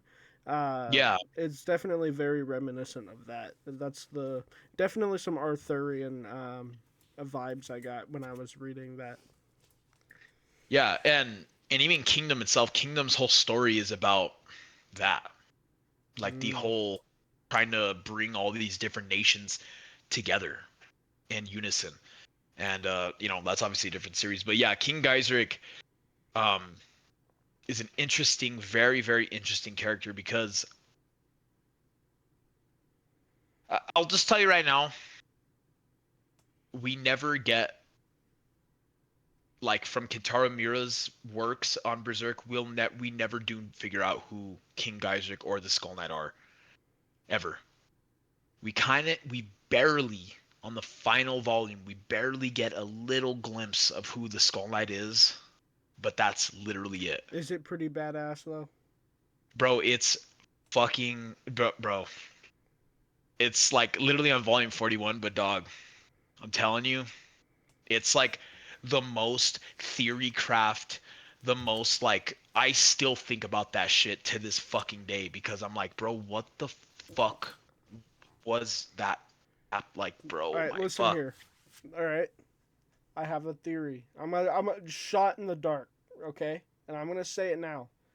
King Geiseric is an ancestor of Guts, and his mom, who was hung or whatever, is like the descendant of King Geiseric, like way down the line. On some like I don't know, I can't remember how far you were in Vinland Saga, but like Askeladd, like same kind of shit. I bet you, again, shot in the dark. Maybe Geiseric is related to Guts, but it's like his ancestor or some shit. A That good theory. that's all That's a I'm gonna good theory. say. Yeah, I just gotta say, man, it makes me sad that Miura is gone because there's a lot of threads that we'll never know. Yeah. That's all I'll say. That's all I'll say. But yeah, King Geyser gets introduced, and he's the guy who united all the different nations, and Guts kind of gets a wind on that's the Skull Knight, and we don't really, we won't get that answer for a very long time in the series. Um, but yeah, anyway, they end up saving Guts, or not Guts, they end up saving Griffith from the clutches of this fucking nasty little goblin creature that Igor looking ass. yeah, dead ass. He tortures Griffith to where he has no tendons in his legs and no tendons in his arms. He can't move. He can't crawl. Well, barely at that. But he doesn't have a tongue. And they end up locking the whole band. Not the whole band, but they end up locking pretty much our primary players in the whole band. Pippin, Judo, Guts, Casca, with Griffith inside of this cell. And the weird torture has a pennant around his neck, and it's Griffith's tongue, and he ends up fucking licking it. And he's like, "This is mine. This is my shit." And Guts ain't having that shit, so he ends up breaking through the door that is like 5 times the normal thickness of a normal door, and skewing this fucking nasty little creature on his sword. Um, for good reason, obviously. It's Guts's best friend Griffith, and they end up saving him. And the whole way up that tower, man. the king is sending soldiers, about 30, 40 different soldiers into that tower to kill Guts and the band. And yeah, Guts doesn't let that happen, man. He ends up fucking going up this fucking tower, just crawling up the tower. And I don't know if you noticed. Did you notice that all of those fucking dead bodies at the bottom of that tower had the brand? I did notice that. Okay, I'm glad. Glad. I was as soon as I saw that, I questioned it. I forgot about it until you just mentioned it, but I definitely remember seeing that when I originally read it, and I did take notice of it. But I didn't understand why that was there, and I still don't. Yeah. Yeah. Okay. Anyway, so they end up breaking out of the tower, Well, and hold on a second, actually, now that I think about it, because remember what they were saying was that tower or whatever was built as a tribute or something for King Geisric. And if King Geisric is the Skull Knight, then that means that probably an eclipse happened way back then, and Skull Knight himself is a survivor just like Guts. And those people at the bottom of the pit are the sacrifices, just like the band are later. Which means that the Skull Knight is just like Guts, but like 200 years back.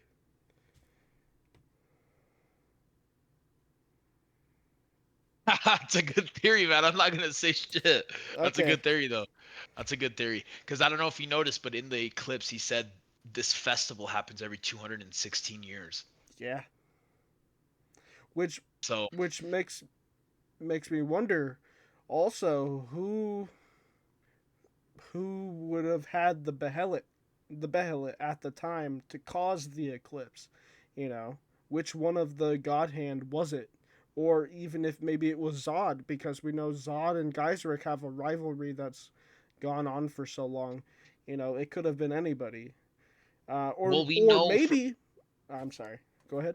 no, no. I was gonna say, well, we know from the eclipse that there's different tiers of Behelits. Right. But There's it's the crimson Behelit is the like the King's Egg.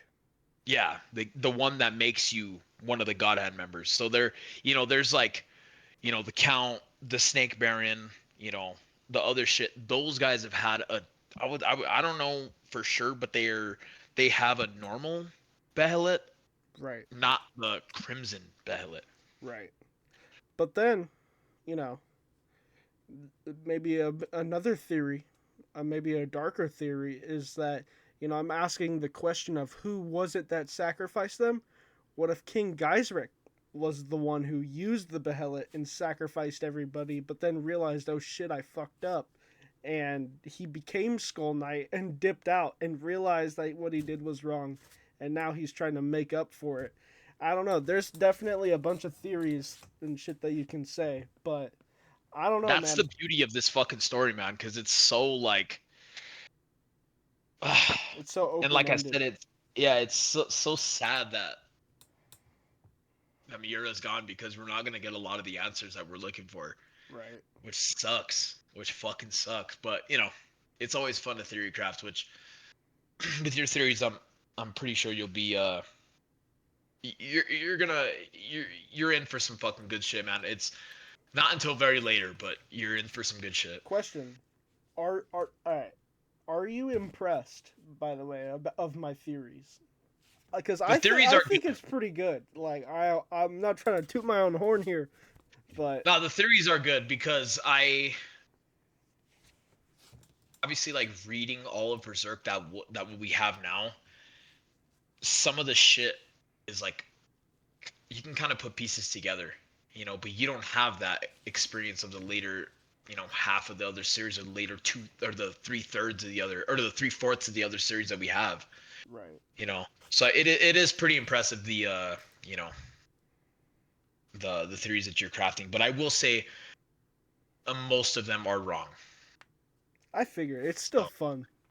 yeah. Oh, it's always fun Yeah. because a lot of people think that, which I'll just throw this out there. A lot of people think that Skull Knight is Guts from the from or Guts is Skull Knight from the future, which Yeah, is wrong, I obviously. love that theory though. That's so That theory's badass. fucking sick, yeah. And I On saw a some like theory today. Terminator type shit. Yes, yes. I saw a theory today that I don't know if might have been true whenever Kentaro Miura was alive, but people are saying that Zod was Guts' father. What?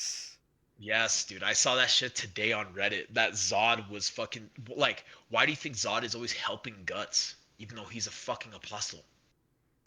Like, why do you think he leaves him alive all the time? Why do you think that, he's always like fucking down to fucking battle Guts? And that So also that, that also asks the question, right? Why was his mother hung? yeah, exactly. And it could have Hmm. been before Zod became an apostle, where he had Doubtful. relations with this. Doubtful because him and Skull Knight have been rivals for so long. Oh, that's right, that's right, that's right.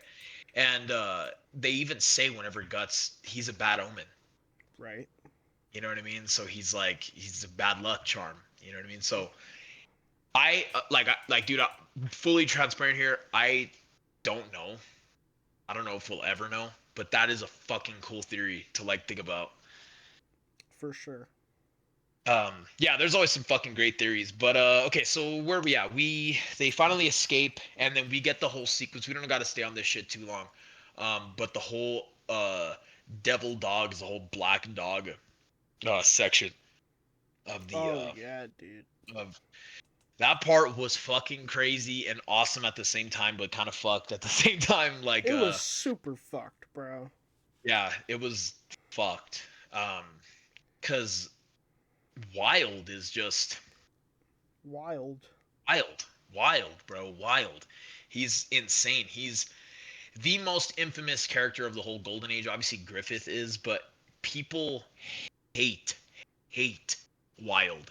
Like, there's a reason why they took him out of the whole anime adaptation. They've taken him out of pretty much all of the anime Was adaptations. it you that was telling me that? Yes, yeah, they took the whole Interesting. King fucking scene with Charlotte out, and they took Wild out of the anime adaptation, which is, Interesting. I would say, not a bad choice because they don't really add much to kind of selling the fact that this world is fucked. You know what I mean? Um, but I do like Wild's. I don't like his character obviously because he's fucking psychotic, but I like that whole section. I just feel like this is where my gripes with this is where my only gripes with the Golden Age arc come into play is it's a little bit too long. They could have cut out one of the other house battles with the Band of the Hawk in replacement for the Black Dog like part. Um, Hmm. because at like they save Griffith, and you're like, man, when is this fucking eclipse? Even the Skull Knight's telling you about it, like, hey, in 1 year the eclipse is going to be happening, and Guts was gone for a year, battling Salat and shit like that, and you're just waiting for this shit to happen, and then fucking he sends the Black Dog Knights after them. It's like, all right, I like this part, but it would feel a lot better placed if there was some shit cut out of the first couple bits of the Golden Age arc. I I would rather the beginning, like some of those bits of the Golden Age arc, stay. And I understand. Can you still hear me? Yeah, yeah, I get you, bro. Okay, Sorry, I was just turning on my coffee pot. gotcha. I can understand now why they would cut out the wild stuff from the animes and like the adaptations or whatever. Because Hmm. thinking back on it, it doesn't really do much at all, except for giving you an initial sort of vague understanding of how apostles kind of work. And I think Zod already kind of accomplished that. But I think it's probably best if they left Wild out of the series and kind of left you with those questions in your mind of how the apostles work all the way up until the eclipse itself. You know what I mean? And make it a little bit more mysterious because I think Wild, his transformation. I mean, obviously we've seen the transformations and stuff from the Black Swordsman arc, but I think it kind of takes away some of the mystery and like allure leading right up into the eclipse itself. You know what I mean? Um, I don't know. I definitely understand why they took it out, and I now that I'm thinking about it, it really wasn't necessary. Yeah, I can see where you're coming from. I don't think the mystery was gone just yet at that point. I think the mystery of like the whole apostles, like, cause I think I like with the whole Zod transformation, he just became a big fucking like lion like type character, right? But with the Wild, he became this grotesque Mm. beast of a fucking thing. So I think it it shows you that there's kind of levels to these apostles, right? Obviously, all the way up to God, not the God Hand, but But God. once Which, again, we already saw that shit in the Black Swordsman arc. oh, that's correct. I don't know. I think I like the whole Wild section. I do. I think there's some fucked up parts, but I think I just enjoy it. I enjoy it. I could definitely see where people would take it out. I could see why it wouldn't add to the story. I But didn't at that not point, enjoy it. I mean, I still yeah, thought it was badass. As gross and disgusting as it was, the fight with uh, Guts and Wild is fucking awesome. I just didn't think it was necessary. I yeah. don't want you to think I didn't enjoy it, but No, uh, no, I get where you're coming from. I definitely agree. It wasn't really necessary, but I did enjoy it. yeah, It just at that point I was almost like, all right, man, let's get on with this Eclipse shit. And yeah, then that happened, and then I was like, all right, but this is pretty cool, so I'll take it. that shit with Wild and Casca though, bro.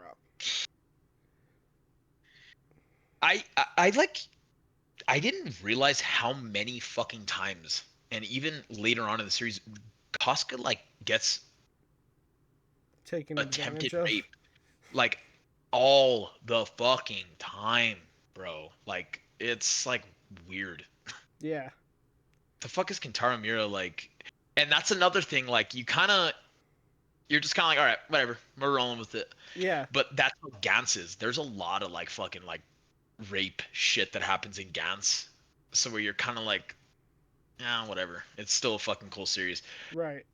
I mean, But yeah, obviously, it's it's it's shit's terrible. I mean, it doesn't. How do I word this? It doesn't bother me. Like, I can acknowledge that it's disgusting. I don't like that stuff. I don't like reading it. It's just kind of there. You know what I mean? I don't know. yeah. The A lot of people just like really don't like that stuff, and it's kind of like a make or break it kind of deal for some people. But I'm just kind of in. Even indifferent isn't the right word because I don't like it, but it doesn't bother me. You know what I mean?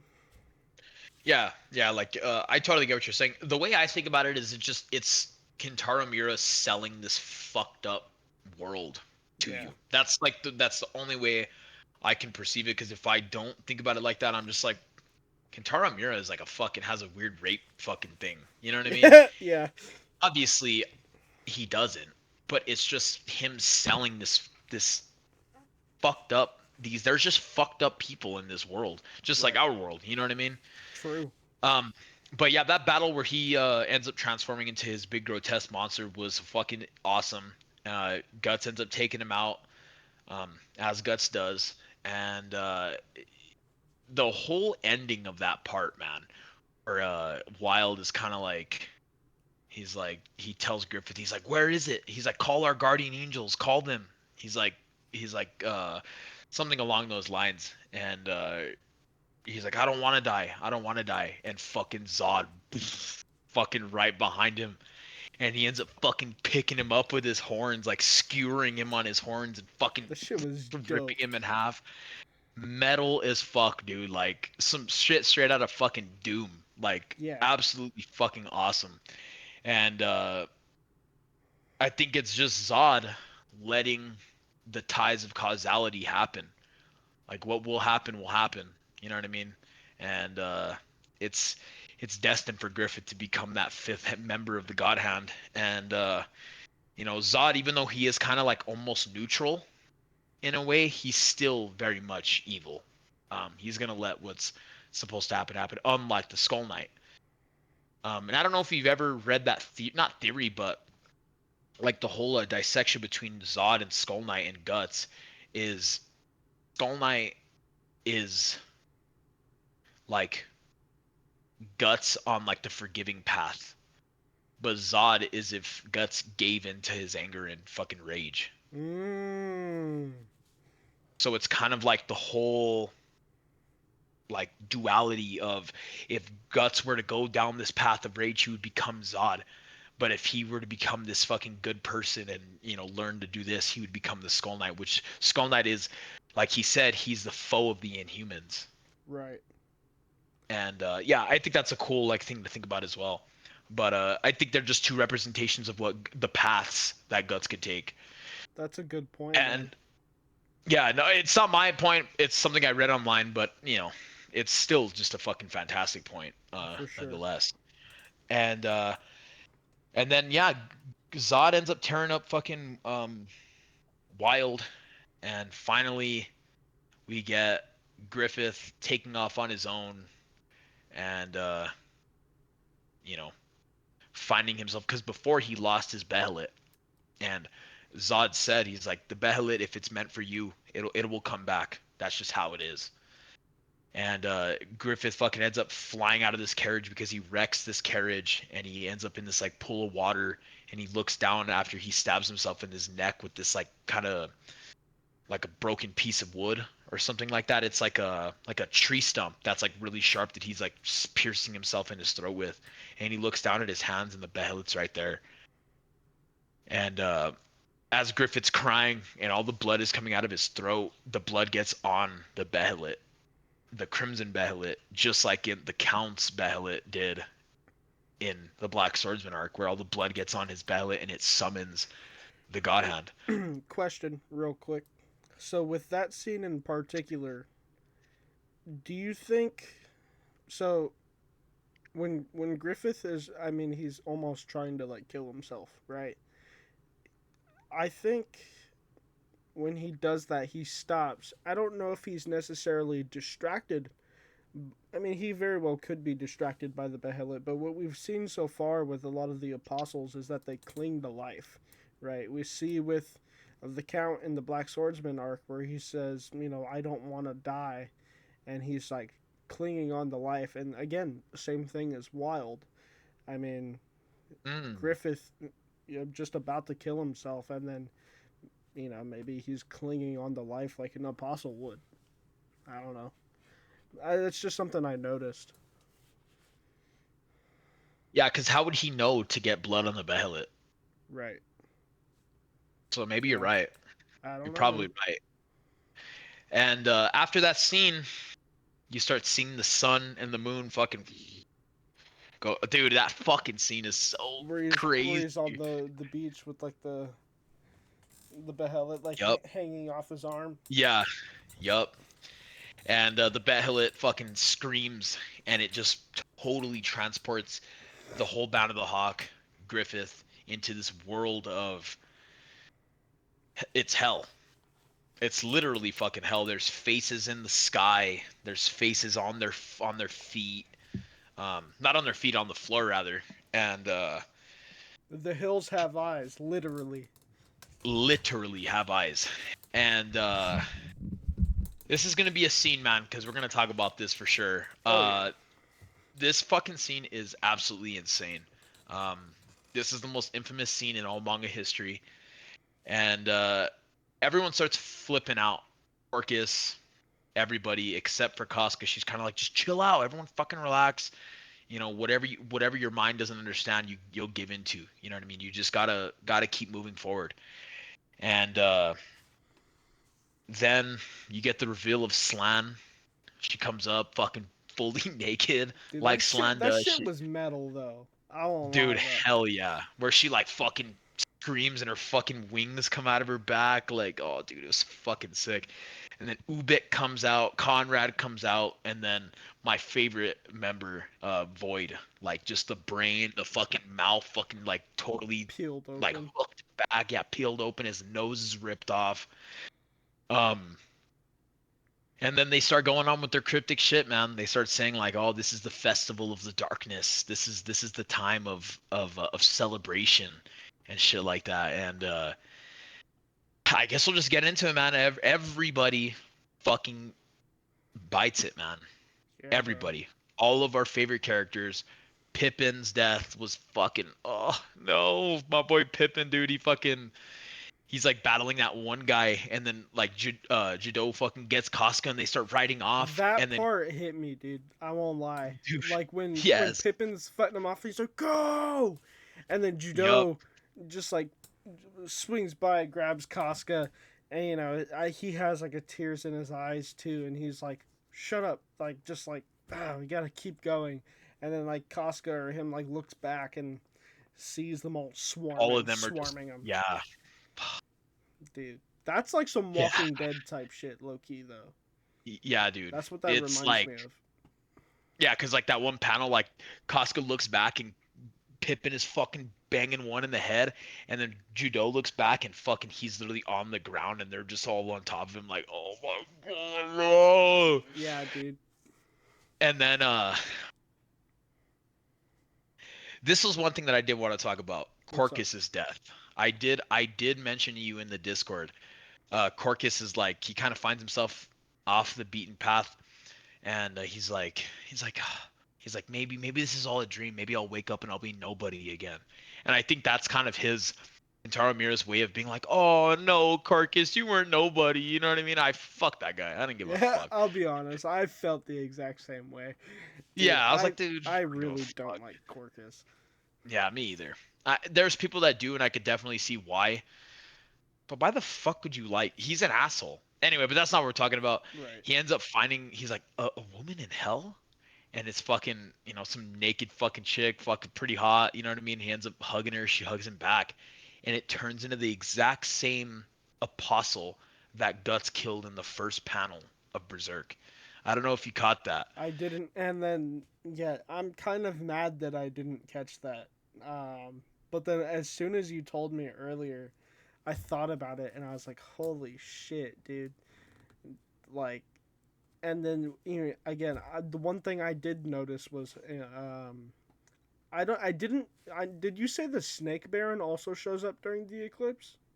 He shows up way before the eclipse. He shows up. Remember, it's like these like axemen or like these like not woodworkers, but these like lumberjacks are hitting trees, and all these fucking birds fly out in the fucking distance, and they look, and it's the massive fucking snake baron walking through the fucking trees. You remember that? I don't remember that. See, I don't remember the Snake Baron, but I remember seeing the Count. The Count was with Rickert, right? Yeah, that fucking scene was weird. I didn't talk about that in particular because I don't understand that scene at I all. I really don't How? understand. I'm like, how? Because I know that the Skull Knight was talking about if you could see elves, you're kind of in tune with those different layers of the world, like the dead, the living, the elves. Yeah, And maybe since Rickert saw Puck, remember whenever he saw Puck, maybe he could see the different because Guts can obviously see him, but he's branded at that point right. already. So maybe Rickard has a connection with the elves and he can see the different layers of this world. And I don't know. again, going back pretty far. I don't remember if it was Judo or Rickert, but he was talking about how there was like a traveling circus or whatever that gave him the powder, like The the dust. fairy dust or whatever. Was that Yeah. Judo? Yeah, that was judo. See, I wonder if maybe Judo had a sort of a connection too. But the same shit happens with Rickert when he's traveling with that caravan or whatever, and they give him the little bit of fairy dust, and he starts seeing shit. So who knows, man? But yeah, Yeah. that scene. That's why I think I messaged you when I read it because I didn't understand that at all, and I didn't understand why Skull Knight didn't murk those motherfuckers right there. And he almost like let them off, and he was like, "Don't y'all got somewhere to be?" You know what I mean? I was like, "Bro, what?" I don't know. Yeah, that part definitely. See, there's one thing about Berserk. There's a lot like literally I've read the shit twice. and there's a lot of fucking shit, like a lot of shit that just goes over the head, like a lot, like especially that scene in particular, and the whole because in like the conviction arc, there's a specific character that can't see Puck, Hmm. and you're like, what the fuck? Then why? That whole like layer shit just kind of doesn't really make sense to me because how are they able to see Zod? How are they able to see Wild? Like, how did Judo see fucking Puck? How did Well, Rickard see as the Count and shit like that? it makes a little bit of sense to me as far so when you take a look at the apostles, right? They once were human that are Mm, and they're not purely magical beings. They're kind of half and half. Whereas someone like Puck is a purely magical being, right? mm. So it's kind of like to me the way that I think about it is like the apostles have one foot on this side and the other foot in the Mm. other. You know what I mean? Yeah, yeah, yeah. But elves are fully on that side already. Right. Okay, I could. Yeah, yeah, for sure. That makes complete fucking sense. That definitely clears a little bit of the air up. But oh well, then that would explain why Rickard saw them, Right. and that would explain why all those apostles killed all of like the caravan that Rickard was with. Anyway, but yeah, that That scene seems that scene is stupid. It's not stupid, but like I'm like, bro, what? yeah, that scene was fucking a little weird. I did enjoy it because I was like, "What the fuck, the Count?" You know what I mean? Oh my god, Yeah, yo! yeah, Like yeah. seeing your old boy or some shit like that. But like, yeah, obviously he's a fucking bad guy. Yeah. But then in the eclipse, um, Oh yeah, we yeah, were yeah, we were yeah, yeah. talking about Corcus. Corcus, yeah, yeah. That seeing the demon that fucking killed him, like, and then thinking you're like, oh my god, this fucking dude Guts is going after every single apostle that was in the eclipse with them. Like, oh my god, bro. Yeah. So fucking sick. So fucking cool. And then like we were saying earlier, the whole Black Swordsman arc makes perfect fucking sense. Perfect sense. Well, yeah. Earlier when you messaged me that, it clicked in my brain, dude. Like it flipped a switch because I mean, we'll get to it, but at the end, he's like, I'm gonna basically kill everybody, like all of these apostles. I'm gonna hunt after them or whatever. And then when you told me, at the very beginning that the demon was the demon that killed Corcus or whatever, it clicked in my mind that like, oh shit, he's been doing this from like square one. And then I related it back to the Black Swordsman arc, and yeah, man, dude, it's so cool. Like it's Yeah. tying it, it's coming full circle, man. Yep. It's like story at its fucking finest. Like swear to God, like it's the best fucking story in fiction. Like, and we're not even to my favorite parts of it. You know what I mean? Like it's just the Golden Age is fucking fantastic, and it just is a testament to how really good Berserk is in its entirety. For sure, man. Um, and then I guess we could talk about okay, who else dies? Corcus, Pippin. Oh, J- Gaston, man. oh, Gaston. You Gaston remember? sticks around for a minute though. Yeah, I guess don't sticks around for. I guess we could talk about Rickard then. I guess we'll talk about Ripper and then Rickard and then not Rickard. Sorry, we'll talk about Trudeau. Jado and then Gaston. I have Rickard written down for some reason instead of Jado. But yeah, dude, Well, after Jado's death. Trudeau, we can probably talk about Griffith's like rebirth and like the shit going on Yeah, up top. You know? yep, up on the hand, Yeah, on the dude, that fucking shit was yeah, so dope. yeah, sick man. Like fucking yeah. Okay, we'll get there. But Jado's death, man.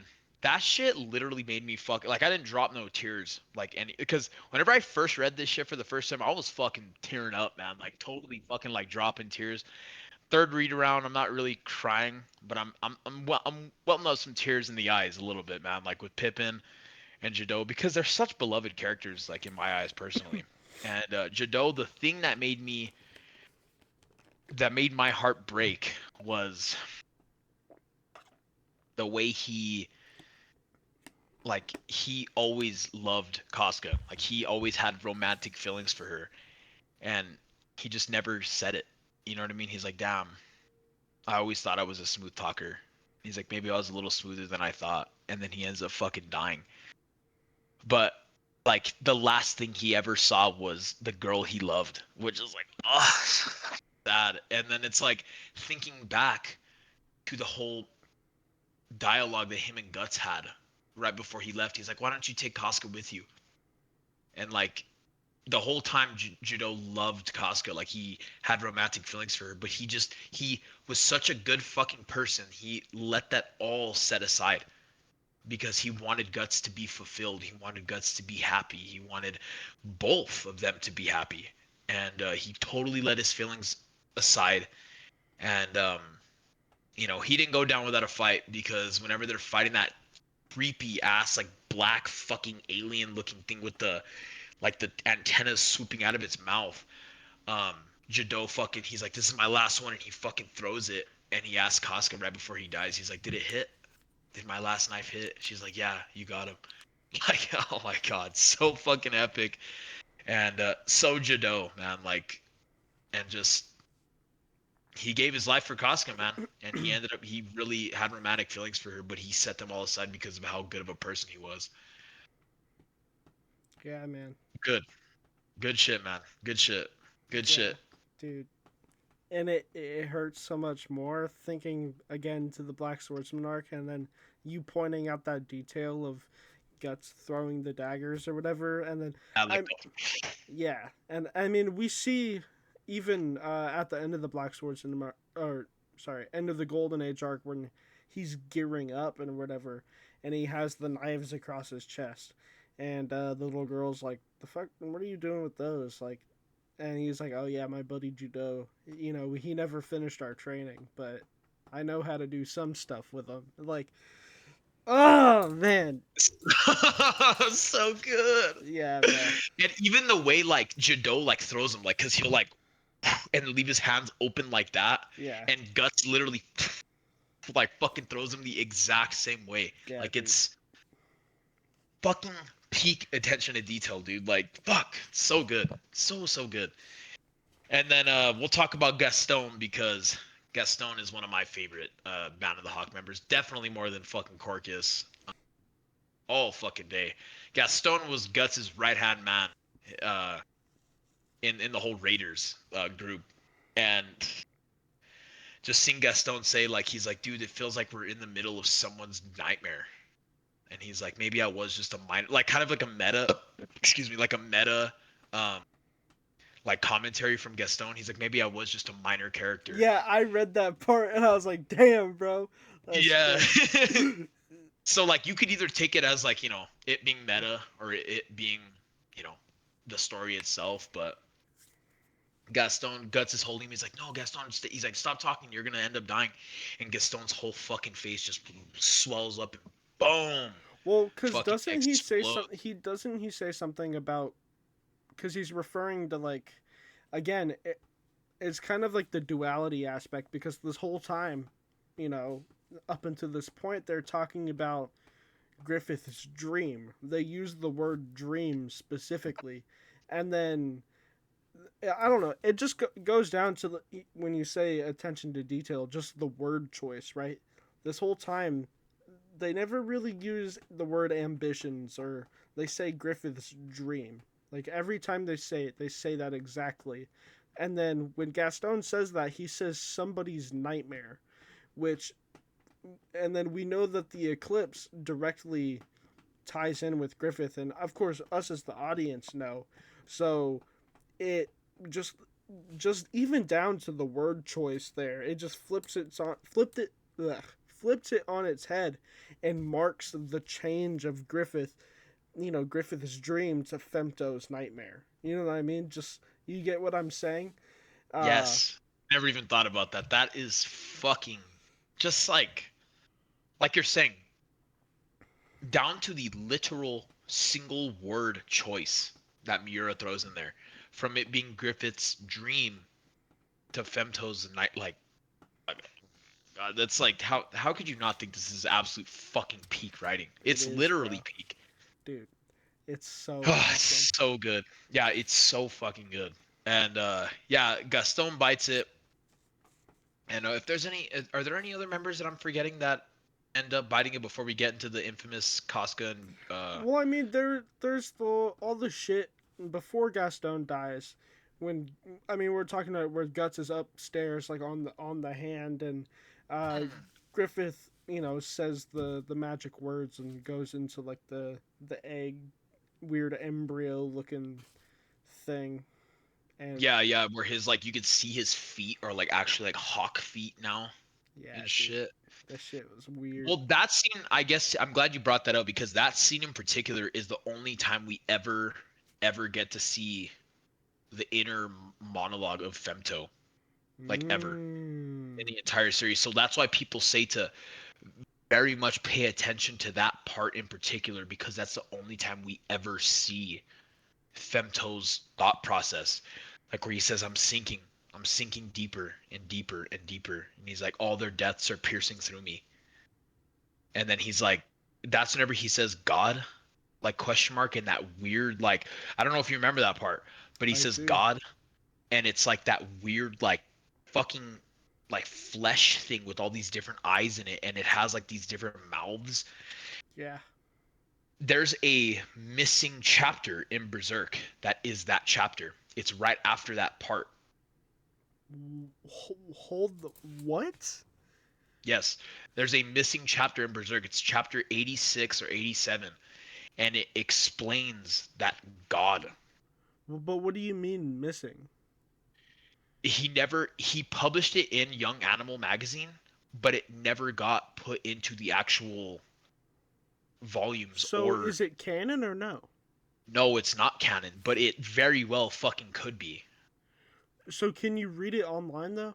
Like, can you Yeah, find it? you can read it online. I would 100% because I don't know if you've ever seen that like that iconic picture of Griffith like standing like there and he's like I want wings. I No. want wings and his hair's on fucking fire. Well, that's that missing chapter. And he's talking to like this it's the god, like it's god of the evil, and it's like the god hand is like his. It's the fucking devil, is what it is. Yes, yeah, and it's like it's a heart with all these different eyes in it, and it has like these mouths that like breathe out of it, and he's Femto's talking to that fucking god, and like he's like asking like what do you desire, and he's like I want wings. The heart's desire. Yo, Bro, you need to read that chapter. It's dude, fucking I need insane. to. I didn't know that existed. Yeah, it's a well, a lot. It's memed a lot because it's like Griffith says, "I want wings," and and it's like the heart says, "What do you want with your pizza?" And he's like, "I want wings." I've never So seen that. so yeah, but in all seriousness, you need to fucking read that chapter because if it might not be canon, but we never in the entire series of Berserk see what the god is from that. And in that missing chapter you do. So Hmm. I would read it if I was you, because even in the book, it skips from chapter 85 to 87. I didn't even notice that, dude. Yeah. There's just so much that So goes on in those chapters, and they're usually pretty long too. That I yeah, don't even think to pay attention to the numbering. Like, yeah. It's damn. it's fucking wild, bro. It's crazy, and you got to read it. Okay. But after that, Griffith starts like getting told by the God Hand. They're like, before the sacrifice is made, let us show you that this has always been something you've wanted.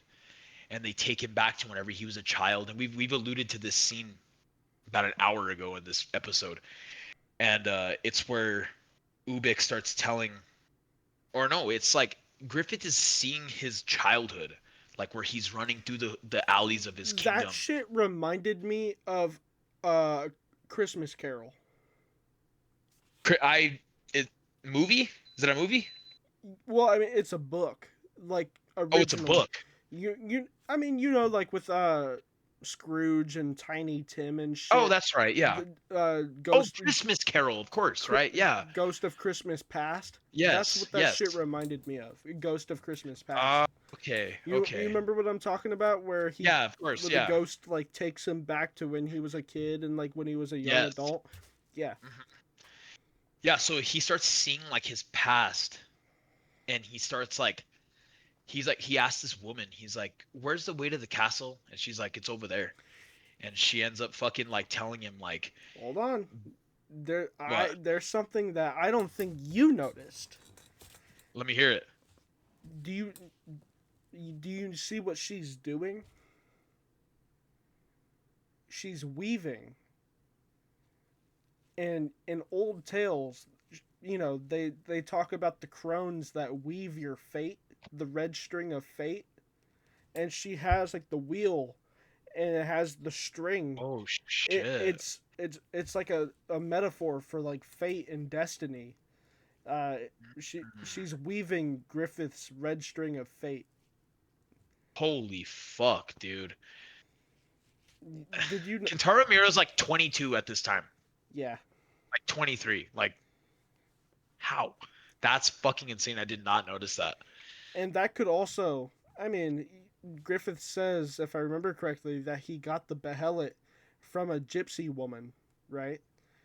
Do you think that's the woman that That gave him the dude, behelit? maybe, bro. Oh my god, maybe. And if that's the case, who is that woman?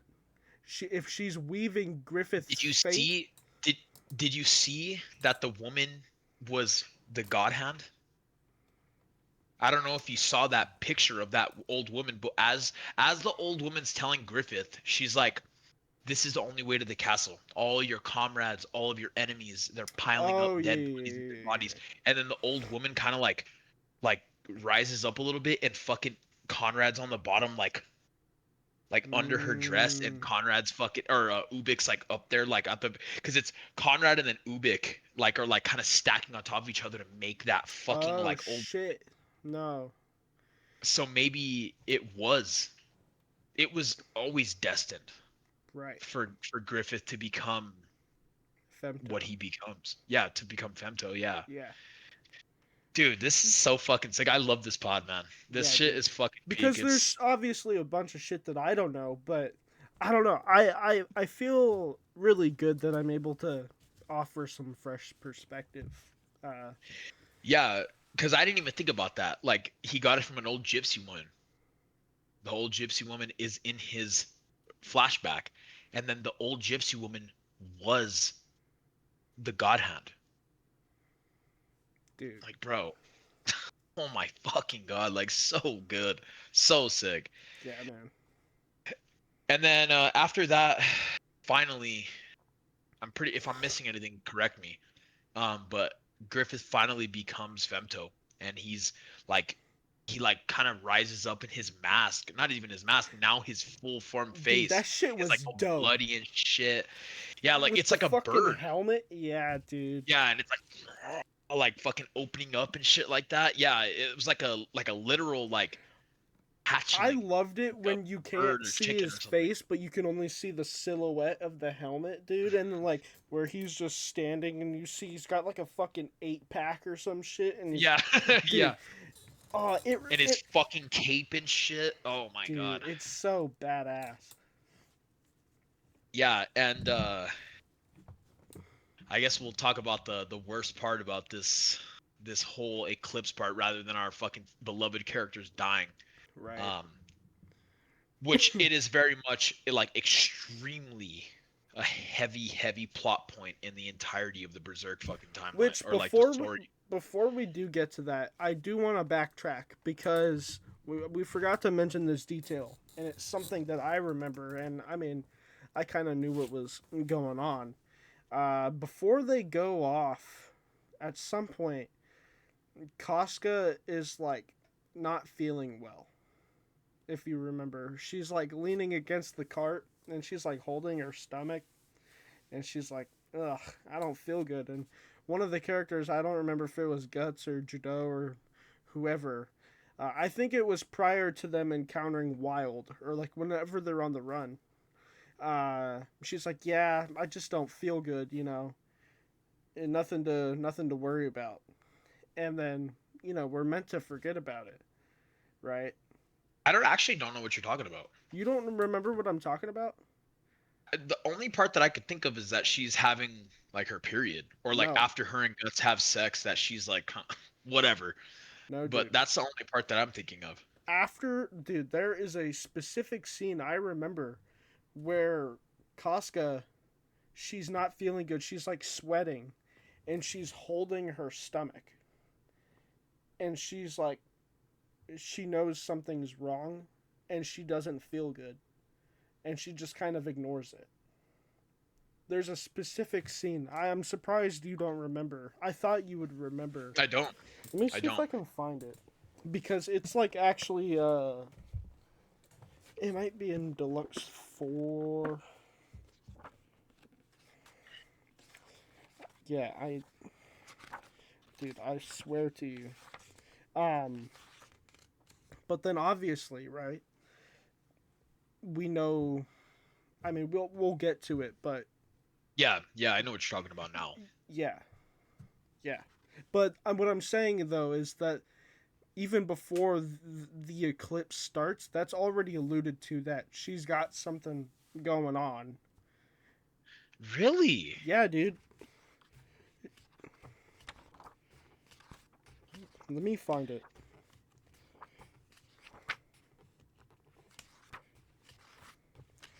You can continue talking or move it. I'll find it, but Okay. I'll interrupt you when I find it. Yeah, yeah. I guess I'll talk about the fucked up scene with so like Guts is finally on the top of the hand of the god hand, I guess you could say, where Femto is finally born, and Guts keeps asking himself, he's like, is this what you wanted? Is this what you wanted? And he finally like thinks like, yeah, this is what he sacrificed all of his friends for, his dream, his ambition, his kingdom, if you will. And he, Guts is battling his way to um Femto, and the demons get a hold of Casca, and they present Casca to Femto, and Femto, Oh I'm just gonna shit! flat out say it. Here, You got it? yeah.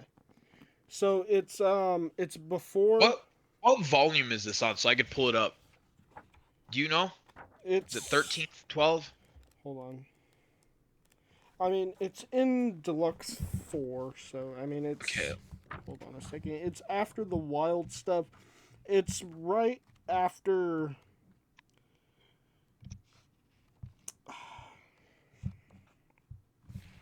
It's right after Casca's in the cart with Griffith fixing him up, and he kind of like lays on her, and she's like, "What the fuck?" Oh, okay. Where it's in volume 12. Yeah, Literally. yeah, yeah. Yeah, So where Guts and Judo are laying, or not laying, but they're like sitting next to each other. well, Trying to. so there's a specific page where Casca is laying or sitting next to the wheel of the cart, and pay Is it attention. this? Yes, look at what's happening though. Pay it, I did. I'm seeing it now. She's all holding her stomach. and she's breathing fast and sweating. And if you look at her face in the top left, she's like, "Oh shit!" And then she gets interrupted by Guts walking up, and then she's like, "Oh, it's nothing." Like, Dude, I like actually never noticed that. and then if you turn the page, Guts says, "Is something wrong?" And she's like, "What? Like what? Oh, nothing really." So that fucking so that throws my whole fucking theory off. But So okay, we'll get there. We'll get there because now that I know what you're talking about, I swear to God, dude, 3 times reading it, never saw that. Never caught that. really, Yeah. damn, bro. I mean, I'm just saying, like, wow. No, I never caught that. Cause like I don't know, I just like maybe she's just the way I thought about it was that she's just fucking tripping out over how fucked up Griffith is. Right. but her shaking like that and her heart like going like, But the and fact, her holding her stomach. I don't know, man. Pretty fucking crazy. yeah. Anyway, But let's continue. that's okay. Yeah, we'll We'll theorycraft wrap after. around. So the whole, I'll just flat out say it. Femto brutally rapes Casca right in front of Guts, and this scene, for me in particular, was, I mean, obviously, like not even for me in particular, for probably anyone that's reading it, is is extremely hard to read, and that it is amplified by 1,000, in my opinion, as soon as Casca says, "Don't look." Oh, oh. It is. I literally closed my fucking Takabon volume whenever she said that. I just closed my eyes and like looked away. I was just like, dude, like this is heart fucking breaking to read. And I hate those fucking people that say Casca enjoyed it. Casca enjoyed it, dude. Fuck out of my fucking face with that bullshit. That is one of the worst fucking takes I've ever heard. She's getting fucking raped, dude. Like, come on. She says don't look to protect Guts' fucking sanity. He's already broken.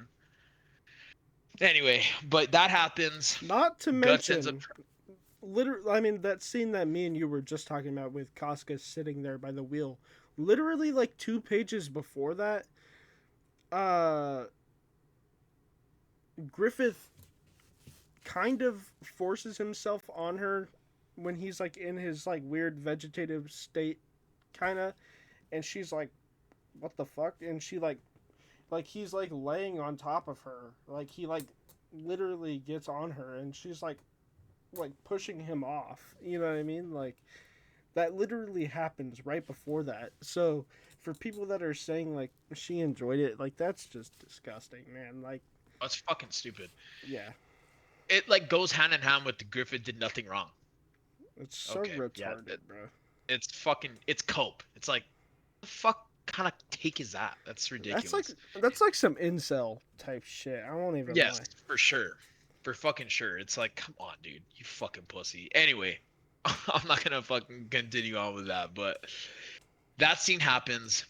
And as Guts is trying to get to his love Casca and save her from this absolute horrific scene that's going on, this apostle gets a hold of his left arm, and you could already kind of see the like the foreshadowing of the Black Swords and Arc. You're like, Wait, what is oh, it that was it Corcus or Judo that says if it's he Corcus. Corcus is like, yeah, maybe he'll get some sense if he loses an arm or some shit like that. I'm like, Mira's playing 4D fucking chess, bro. Oh my god. Yeah. Like, it's crazy, dog. It's such good fucking foreshadowing. But he gets his arm chomped on by um that apostle, and that another apostle grabs a hold of his head and shoves his fucking pinky inside of Guts's eye, and forces him right after Casca says don't look, for him to look.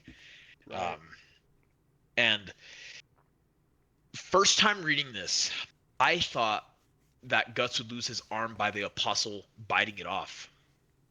And hell nah, dude. Guts is so determined to get to his love that he fucking cuts his own arm off from the apostle's mouth. And fucking that infamous panel where he's fucking screaming Griffith, and His it's all fucking just his stump. eyes are white. Yeah, his stump. Yeah. So then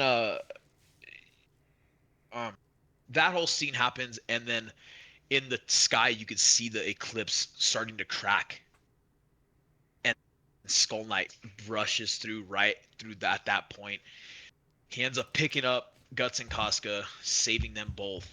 And well, right before he fucking goes to swing at Void, and Void fucking spawns like a void in his fucking brain that sends his sword through the other way, like a kind of like a mirror in a Yeah, way. yeah, yeah. And Almost like then in Portal, like the Portal yeah, one. exactly. Yeah, exactly. And he saves them, takes them back to Rickert. The eclipse ends, and Guts wakes up inside of this cave, and turns out that it's Godo's cave that he went to whenever he left the Band of the Hawk. And it's like Rickart's father It's it's So wait, um, that's his father? yeah, that's his dad. Oh, I didn't even. So that little girl's his little sister. Yeah, Oh, I didn't even piece that together. Did they yeah. explicitly say that? I don't think so, but it is his dad, and Huh. because fuck, I'm trying to remember the little girl's name, but the little girl is his little sister, Okay. and Goto does say he's like my daughter. He's like it's just me and my daughter in this fucking. Right. I remember. I know the relation between Goto and the little girl, but I didn't realize Yeah, Rickert was like his son. I'm pretty sure it is. Because I might be wrong, but I'm pretty sure it is. interesting. Okay. Okay. So then Skull Knight kind of tells Guts. Well, Casca's in a fucking absolute.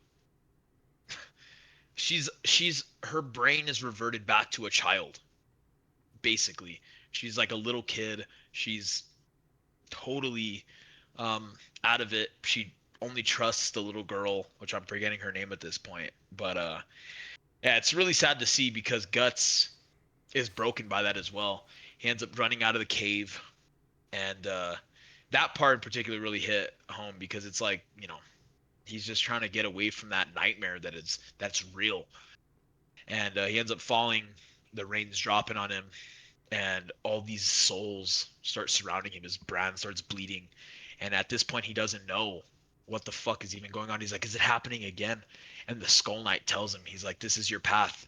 This is forever your path." He's like, "You're branded, and evil is your blood is bit. Your blood down to the very last drop is sacrificed to these souls of evil." And he's like, "This is your path forever from now on." And Skull Knight ends up he's like the souls kind of like subside away from Guts, and he's like, well, if the souls aren't attracted to me, then where are they going? And then it snaps in Guts' mind that, oh my god, Casca has the fucking brand too. So then Skull Knight and Guts go after Casca. She's outside of the cave, and she's all these souls aren't really like fucking with her. They're just kind of surrounding her, and they're like wondering what the hell's going on. Well, she ends up giving birth to this fucking weird demon fucking thing that's like a demon fetus. And there's another thing that I purposely didn't text you that I wanted to talk about on the pod. Did you notice in the Black Swordsman arc, whenever Guts is fucking dreaming, that big old baby thing that fucking thing that's chasing him in his dream is the fetus that Casca gives birth to? Dude. No. He's literally fucking dreaming of that thing that Casca gave birth to. Well, now that we're talking about it, let me wrap back to the point that I brought up. Casca, when she's sitting by the wheel, it is my interpretation that she then realizes that she's already pregnant. And I think possibly, because we know that Casca has conflicting feelings about Guts, she's still trying to figure out her feelings about Griffith, right? Just before that part happens, Griffith just forced himself on her, pretty much, and she pushes him away, which is something that before then she never would have done, right? Never. Probably, Mhm. And after that, she's laying there. She puts her hand on her stomach and she's breathing heavy, and it's like, okay, she's breathing heavy because she realizes now, like that's like the moment, right, where she's like, okay, she pushed Griffith away. Like that chapter of her life, is over, pretty much. That's the way that I interpret it, at least. Like she has guts to live for now, and she puts her hand on her stomach, and she's like, feeling like she has something growing in her, right? She's pregnant. And it is my interpretation that when Griffith rapes Casca, she's already pregnant with Guts' child. We know that it's Guts' child It because has to be because they both were virgins, right? Skull Knight said so, if I remember correctly. Because whenever Guts tries to kill it, doesn't Skull Knight say, "Oh, Yes. so it was yours"? Yeah. So it is my interpretation. I don't even know if it's even an interpretation or if this is literally what happened. But whenever Griffith raped her and he splooged or whatever, he got his demon nut and it like mutated Guts's their child. Griffith literally fucking turned their baby that she was growing inside of her into a fucking demon when he raped her. Yeah. Yeah. Like that is what happened because like you said, Skull Knight said that it was his kid, Guts' child. Yeah. And Griffith was like, "Nope, not today." And Like your very fucking creation is the thing that's gonna hunt you down. that's why Guts has nightmares about it. You know, that's his child. That You like that fucking you like that shit, bro? That fucking that whole I Black Swordsman no, I fucking. do not like it. No, No, obviously you don't like it, but I'm dude, just tell me playing. that shit is not crazy. That is fucking crazy, dude. Yeah, because even whenever Guts grabs the fucking the demon fetus from Casca, and he like looks at it, it's the exact same I fucking didn't being even in Guts' dream. think about that, man. But, dude, So good. Yeah, it's it's so fucked, intense. bro. It's intense. So then Guts grabs the fetus, the sun rises, and the fetus disappears, and Casca is totally fucking pissed at Guts. And then this next scene, I totally fucking don't like. Um, where they're in the cave together, and Guts is trying to feed Casca. They've been there for a month, Oh, yeah, and yeah. Casca's like eating her fucking soup or whatever. She spills it on her shirt, and Griffith or Guts fucking grabs her shirt, and as she's pulling back, it rips off, and her fucking tits are showing, and Guts. Poor Casca, fucking once again, gets another fucking man thrown on top of her, and Guts thinks it's like, oh, it's time to fucking rock, you know what I mean? And she like fucking, he like throws it, he like almost like forces himself on her whenever she's like in this child state. And I fucking hated that part, man, because it totally like hinders the character that I love, which is Guts. And it's like, dude, why the fuck are you doing? Like, she's in no state to be doing that. Why are you fucking Well, doing this? I the way so I the way that I read that, right, is when they got close, it was almost like she was about to kiss him. And I think in Guts's mind, he's been waiting for her to snap out of this shit. You know, it hasn't really set in that this is like a permanent thing, at least as of now, right? Uh, he's waiting for her to snap out of it. And so when they get close and the literally it shows it in the manga, like their eyes meet and you could see that expression on her face that maybe something clicked in her brain and that she's back to normal. Mm. And and they have a moment almost, and they're looking at each other and Guts like leans in and then she backs away. And I think it's just like a moment of shock for Guts, and like the disappointment and the reality sets in that he's been waiting at, like you said, a month at this point for the love of his life to finally snap out of this shit. And so that's why I think like he rips like the part of her shirt or whatever. Just like I didn't read it as it like ripped. I read it as he ripped it off. I Mm. think out of anger or to like see if it causes a reaction, and it just snowballed. He fucked it up. And I think that's just like showing, you know, I if anything, I think it humanizes Guts, because he acted out in like a fit of rage or disappointment even, and then it sets in, and then Casca runs off, and he's like, "Oh shit, I fucked it." Yeah, It's like a very like human kind of thing. That's how I interpreted it when I read it. yeah. You get what I'm saying? I hear you. Yeah, this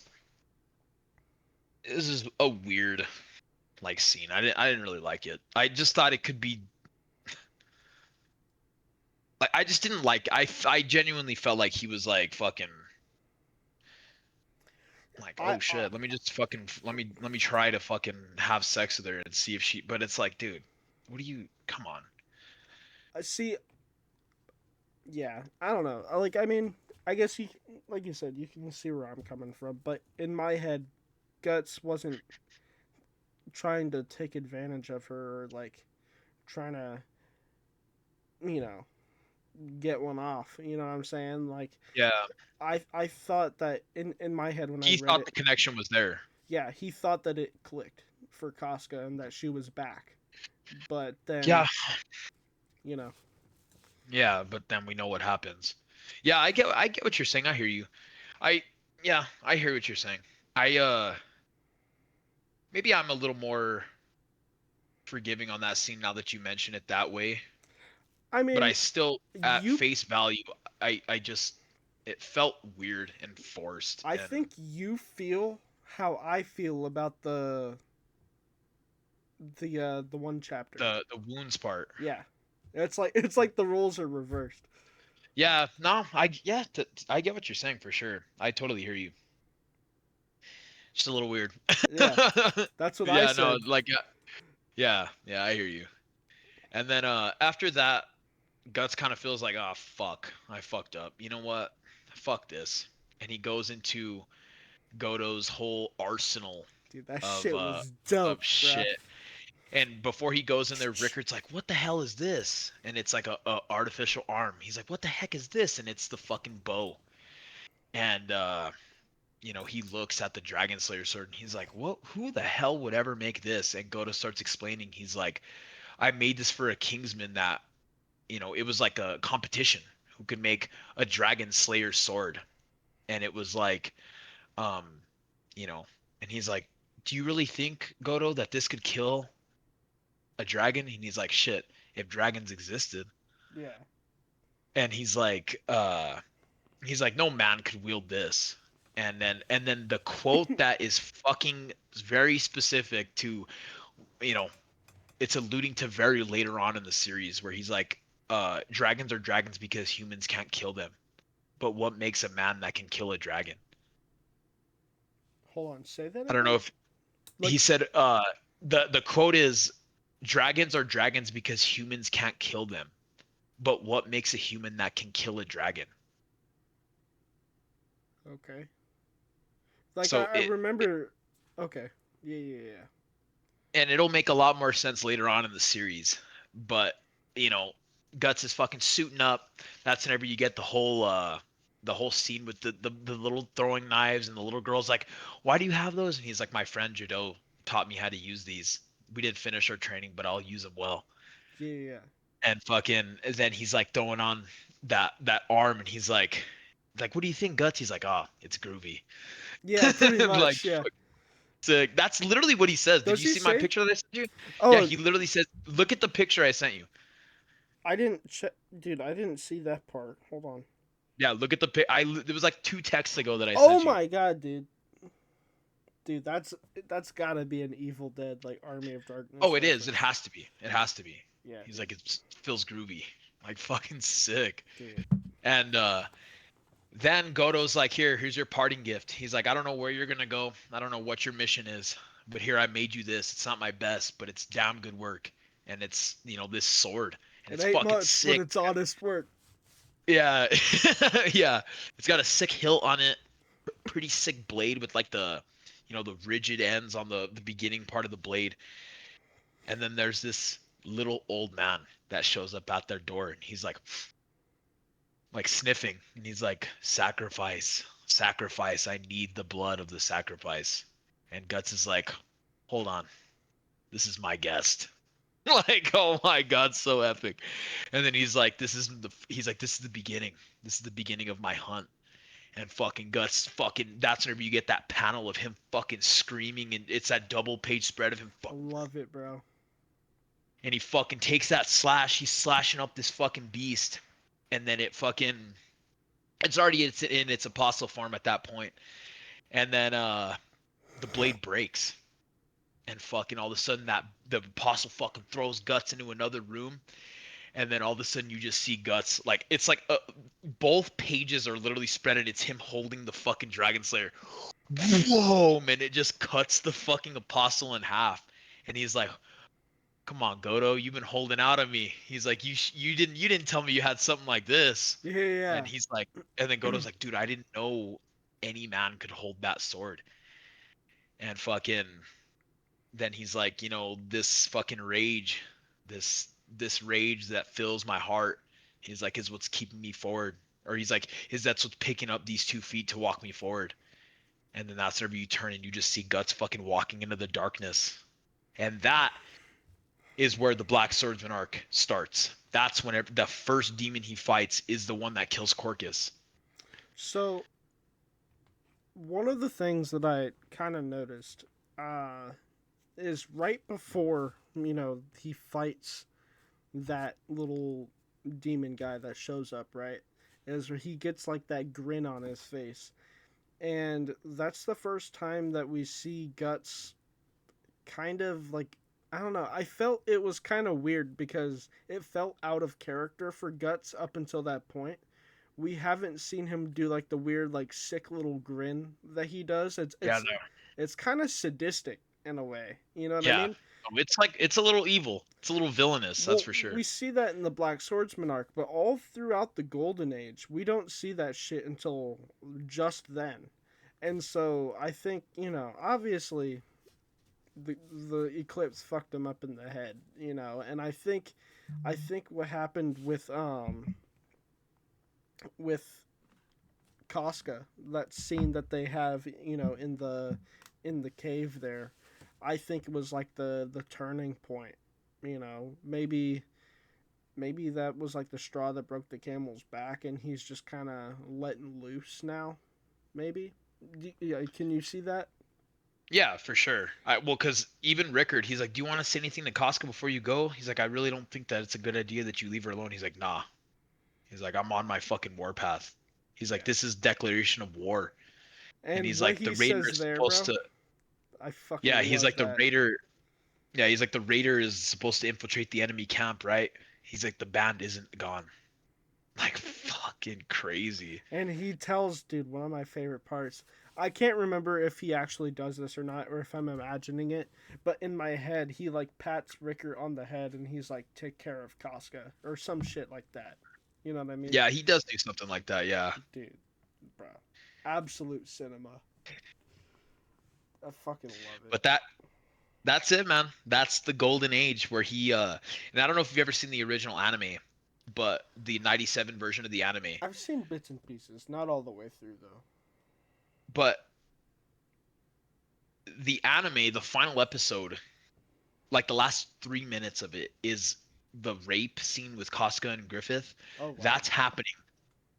And then that's happening, Guts gets his eye gouged out, and then it flashes white, and then it just shows Guts walking that final panel of the Golden Age. He's walking like that, and that's the cliffhanger. That's how it ends. Like, you don't know how he escaped. You don't know if Casca got out. It just shows the ending of it. Just shows that scene of the eclipse. No Skull Knight breaking them out. It doesn't show any of the apostle after that. It doesn't show how he got the Dragon Slayer. It just shows him going forward after that. I don't know how to feel about that. I mean, Like, it's obviously not the why? source material. I don't know. They don't show any of that though.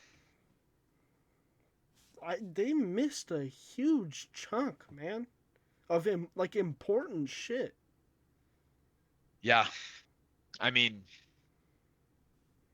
they didn't even well, I guess they did tell the Black Swordsman. Yeah, they told the Black Swordsman on the Golden Age, but they missed that last bit That of it. It connects the was two, yep. bro. So Yeah, the 97 version is fucking fantastic, but it is the biggest cliffhanger like ever. You don't know how he escapes, you don't know how he got the Dragon Slayer, but you just know he's out and he's fucking going after everyone. I will say my favorite part of the 97 anime though is when Guts is leaving the castle when it's snowing and Casca chases after him. Dude, Yeah. Awesome. that's my favorite part of it. It's such a vibe and like the with the music and like the snow and it being like nighttime or like early morning or whatever. Mhm. Bro, it's such a fucking vibe. Yeah. Well, that's the golden age, guys. That shit is fucking peak. It's really good. But if you guys think that's good and you guys are new to Berserk, there's some really fucking good parts to come in this manga. There's, if not better, some weird parts that I still don't even understand that hopefully I get a grasp on this time around. And maybe once again I'll introduce a new perspective if there's something that I pick up on. Yeah, for sure. And so I guess our closing thoughts, man, we can give our closing thoughts out now since we finished up all the story parts. I guess we did kind of almost go beat for beat. There wasn't really, We kind of did. much. We didn't really. There wasn't really much we left out, but it's just telling how deep the Black Swordsman arc is that we've literally done the same amount of time in what is it, 11 volumes in instead of like three. Like there's just that much deep depth in the Black Swordsman arc compared to the not compared, but you know against the Golden Age. So Sure. I guess we could give our final thoughts and our final rating of the Golden Age arc, and I guess I want to hear what you're expecting. I guess we'll give our final thoughts and our rating, and then I want to hear your closing thoughts on what you are expecting from the rest of the series, or any of your theories, or anything like that before we wrap this episode up.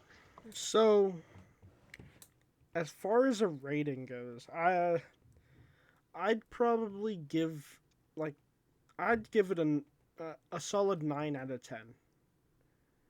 That's I where I'm at. That's exactly where I'm at.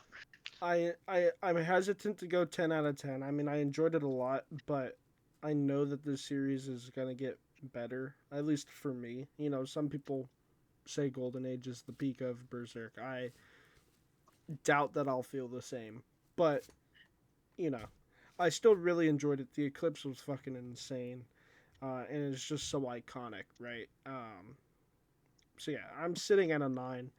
Overall, I thought the arc was fantastic from start to finish. I mean, there's some parts that are a little bit slower than others, but you know, we see we see what happens in the Black Swordsman arc. Where we see Femto, and it's all a matter of how did we get here. And you're reading the Golden Age, and you see Griffith and Guts and their relationship and all of these characters, and then you think back, there's like these little bits and pieces that they tell you about Griffith and his ambition, and it's just like leading you like a trail of just like breadcrumbs, right? Um, and again, it's just there's this sense of impending doom because you know that something's gonna go down, and I mean obviously I know what's gonna happen because the fucking eclipse, right? Um, we're So gonna let me ask you this: what's up? do you think the story would be better if we started from the Golden Age, or do you think the story was well told with the Black Swordsman before? Or do you think it would be better if it was Golden Age, Black Swordsman, then Conviction? Because if we started from the Golden Age and didn't know anything about the Black Swordsman, it would have been a true fucking totally out of left field shit. What are your thoughts on that? Do you remember what I told you the last time you asked me that? I don't know. I don't think so. I said what I remember answering with was when you watch Star Wars, do you watch episode 4 first or episode 1? Mm. And I said, I do episode one. well, I do now too. But the point that I'm trying to make though is I think I think it's more impactful to watch A New Hope first and like the original trilogy, and Yeah, I do remember this. because if you watch the prequels afterwards, you have that context and you can see the tragedy unfold. You Because you know, know it's gonna happen. right? If you just watch the prequels, your first ever, like if you're a blank slate and you're watching Star Wars, like you literally know nothing. You know, it's terrible what happens, right? Watching Anakin crumble, right? But it's I think it's so much more impactful having watched the original trilogy and knowing Darth Vader and who he becomes, and with that in mind, you can see the crumble of his character throughout the prequels, and I think the same thing kind of applies to Berserk, where you have all of those plot points and that character study within the Black Swordsman arc, um, and then you basically read the prequel, right? And Yeah, you're given that context, and it becomes far more impactful that way. Um, so while chronologically, yeah, it would make more sense to read the Golden Age first. I just think on like to me personally, it would be less impactful if you did it that way. how much less impactful though? Because it would still be very impactful, but how Well, much less do you think? because if you read the Golden Age first, right, and then the Black Swordsman arc, the Black Swordsman arc is then going to feel like a natural progression. But if you read the Black Swordsman arc first and then the Golden Age, by the end of the Golden Age, you're gonna be like, "Oh shit! It came full circle." You get what I'm Oh my saying? god, totally get what you're saying. Because none of that shit, like the demon fetus, the guy that kills, the apostle that kills Corcus, the Count, the Snake Baron, the Behelit, Right. Femto, like none of that would hit as hard as it would because you didn't, at face value, like we always say whenever we read the Black Swordsman, like at face value, you don't really know. But knowing, you're like, oh my fucking god, it literally came full circle. Yeah, totally get what you're saying. Yeah. And then, if anything, I think that would make me want to read the Black Swordsman arc again, Again. right after the Golden Age, to pick up on that shit. You know what I mean? Dude, I've read the Black Swordsman like 5 fucking times already. Like because of the impact that reading that first at face value and then reading the Golden Age. Yeah, dude, Yeah. totally get what you're saying. That answers my question more than anything. That's yeah. Great insight, brother. Great insight. Appreciate that. What do you think, though, man? What's your review? I mean, this is your Dude, third time around, but I would dude, I'm not even gonna lie to you. Third time reading it, probably my favorite. yeah, Like I thought it was awesome. There are definitely some slow parts, like the whole Guts going off in his own for a year. Um, like kind of whatever. The whole those like four weird like fucking guys with like the Wolverine claws and mm, shit, and the blow dart. Those guys, it was like alright, whatever. yeah, Wild. Now that you mention it, is kind of doesn't add much to the story other than a kind of shock value, I guess you could say. Um, with all that being said, it's still a fucking 9 out of 10 in my opinion. And dude, it's like that's like an A. You know what I yeah. mean? That's still an A. It's not an A plus, but it's still an A. And it's just it's essential manga reading. If you're here at this point in this fucking video and you guys still haven't read Berserk and you guys spoiled it for yourselves, it's still gonna add to your enjoyment of the overall story because I know you've been spoiled on the Eclipse before even reading it for yourself, and it still hits hard for you. I'm sure, Oh obviously. yeah, It's a fantastic story. Everyone needs to read it, and especially if anything, watch the '97 anime. It takes out the weird kind of rapey shit that happens in it, and it still makes it very impactful. But if there's anything, man, just read this source material, dude. It's incredible, and I cannot wait to get into the conviction arc, man. I was even thinking like, yo, after this pod, I can't wait to fucking continue with what I love about Berserk is the fucking guts versus the fucking evil horde. Like that's the best part about it in my opinion. Yeah, 9 out of 10, loved it. And I don't know what else we got. What else we got to say? That's pretty much it, right? Well, you asked about theories or what I have Oh, that's right. expectations for. Um, Yes. so my expectations are somewhat limited because it's not finished and Mira is no longer with us, right? Um, but I suppose for some of my expectations and theories, they extend further than where the series is. So, I mean, if they come to fruition, you'll be surprised along with me, right?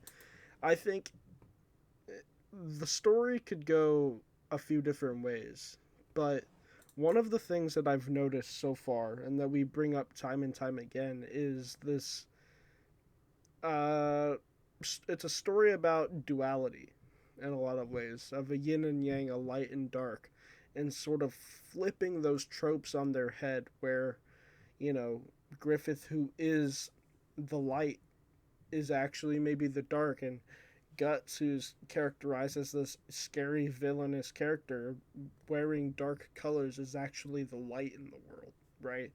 Um, I mean, and Skull Knight literally says it that he's the torch in the complete darkness right, that all evil souls are going to be clinging onto. right.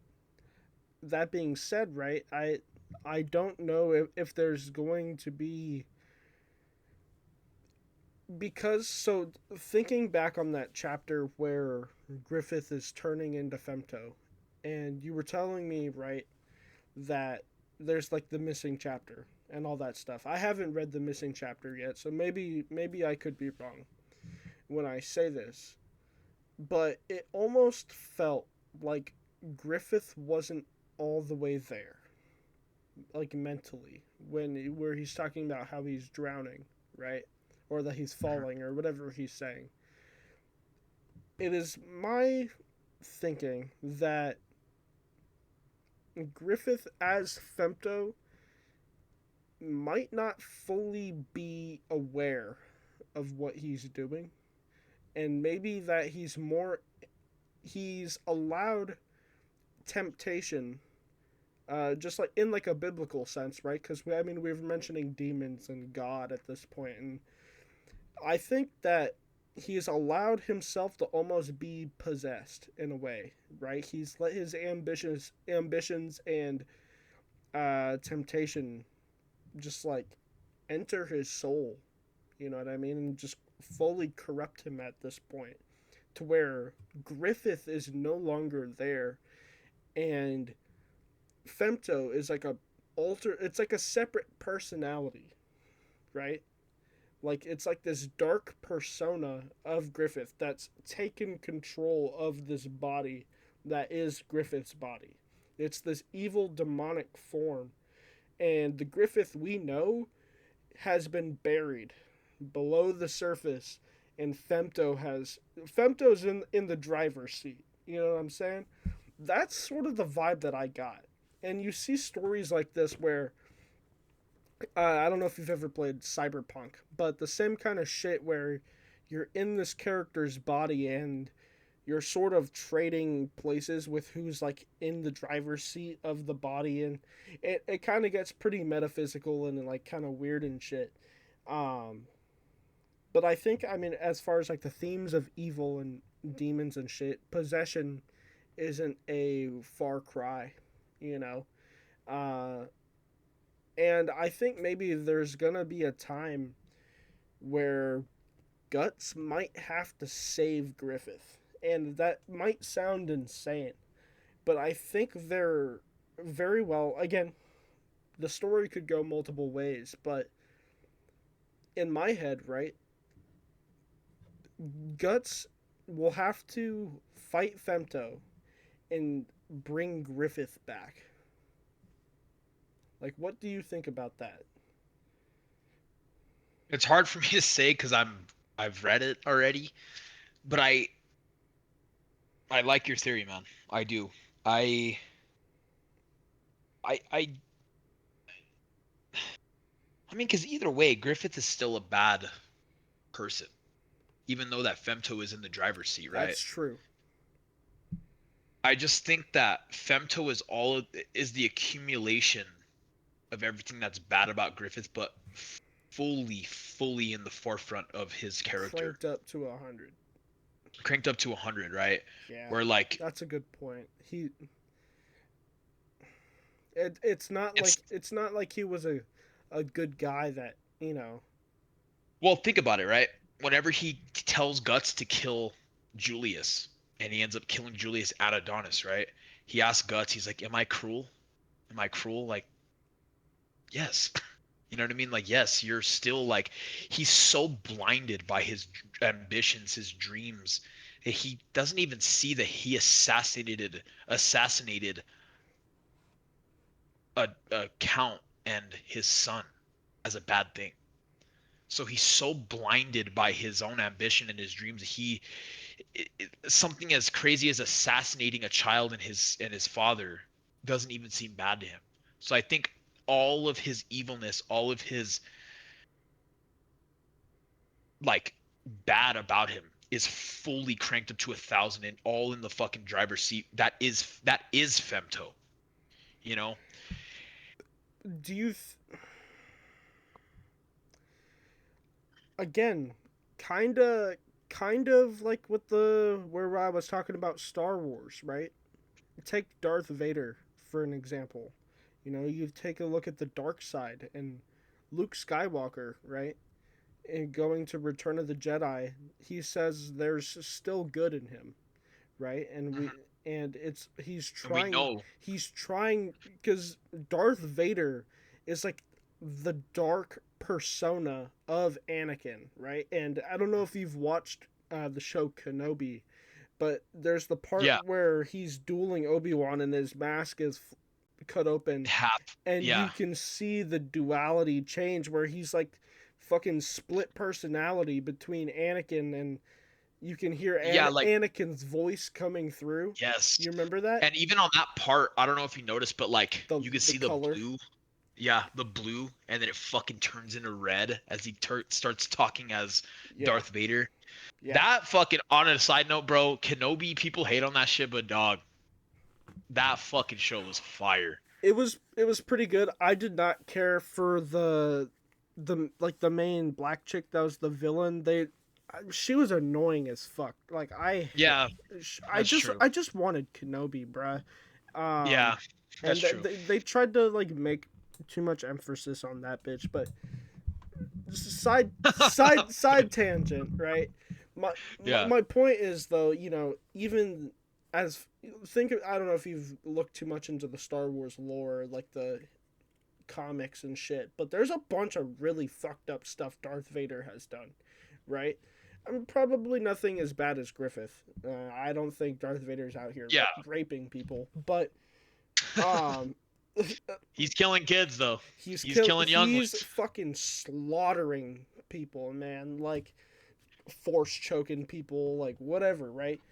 But at the end of the day, Luke Skywalker is still able to latch onto that sliver of goodness that's in him and bring him out, right? And then eventually, when he does die in Return of the Jedi, in a sense, it's almost like his Force Ghost goes to like Jedi heaven, pretty much. Like his soul has kind of been redeemed. And I think maybe there can be something like that with Griffith, and maybe that's a really hopeful, outlook of Berserk, which is a very bleak and dark world.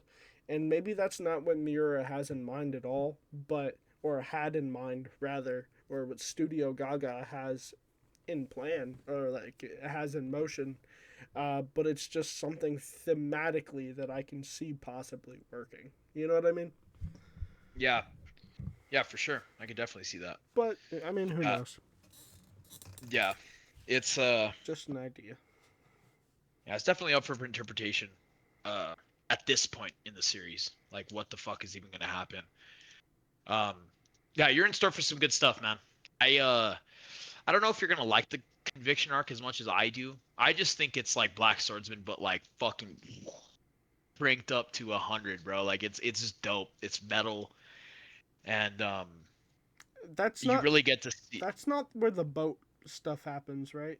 Oh no, the boat stuff is like 2 arcs away. It's like Okay. Conviction, and then Falcon of the Millennium, or yeah, the Falcon of the Millennium Millennium Empire. Falcon. Yeah, the Millennium Falcon arc. No, no, it's like Lost Children's the sub arc, Conviction, the Falcon of the Millennium Empire, and um, then the boat, and then um, Fantasia. Fantasia happened. Yep, Fantasia happens. Yeah, Fantasia's fucking. People don't like Fantasia, but bro, I think that shit is fucking like mind fuck type shit. Wow.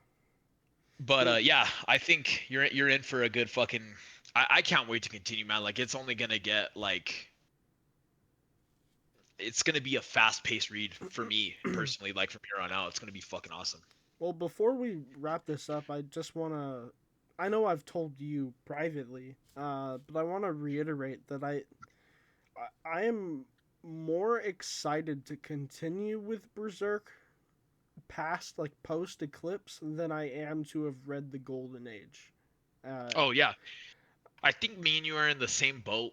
Even whenever I like on my first read through, I was way more excited to see what the fuck happens after this because basically this is the flashback. right. The whole Golden Age is the flashback Everything up to this point is just the intro, like the prologue, pretty much. of Vinland Saga. Yeah, It's like yeah, the yeah, first 4 volumes of Vinland Saga, like type shit. yeah. So yeah, it's gonna It's be it's like fucking awesome. it's like when you're playing a video game and you've played 6 hours of it, and then you get to the point in the game where the fucking title screen happens, and you're like, "Wait Yeah. a second, this is the fucking prologue." Yep. That's how it is in Cyberpunk where you play as Johnny Silverhand and then all of a sudden fucking Cyberpunk you're like, "What the fuck? I'm like 10 hours in this fucking game Yeah, already." yeah, Yeah. Yeah, bro. I think you're going to enjoy it.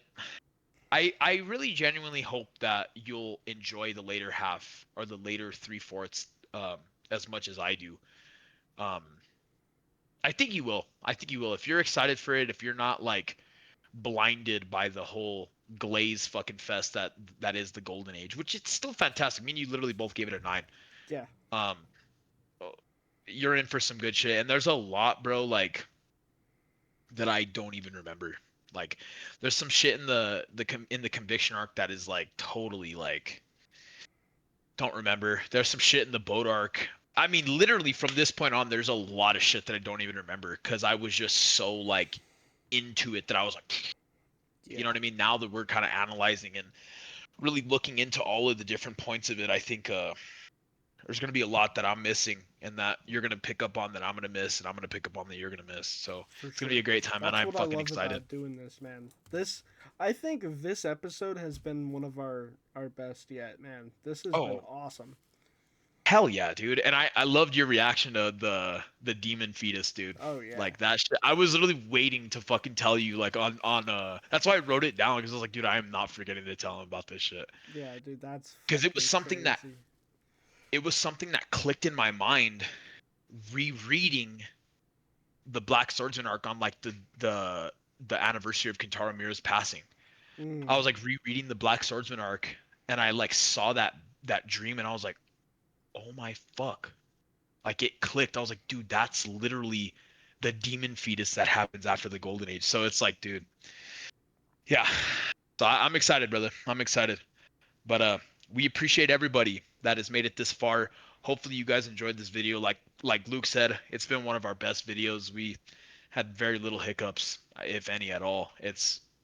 We're getting to the point where we're fucking fluidly fucking just doing this shit, bro. Like it's not even a problem anymore. for sure, man. And like I said, guys, thank you guys so much for watching. It's been Xboxgut, MLGman. and we can't wait to supply you guys with the next Conviction arc. It's gonna read really quick, so don't be waiting on it too long. We're not gonna wait too long to give it out to you guys, but I don't plan on stopping reading this series until we're done with this shit, and I can't wait to see you know what my boy Luke thinks about the rest of the series because it gets pretty fucking wild. And I'm sure if you're at this point and you guys have read the Golden Age arc, I'm sure you guys have already read the entirety of the series. It's gonna be a good ride. It's gonna be fun. Well, not fun, but it's gonna be Yeah, intense. It's gonna be dope. yeah. So again, thank you guys so much for watching, and we'll see you guys next episode. Peace.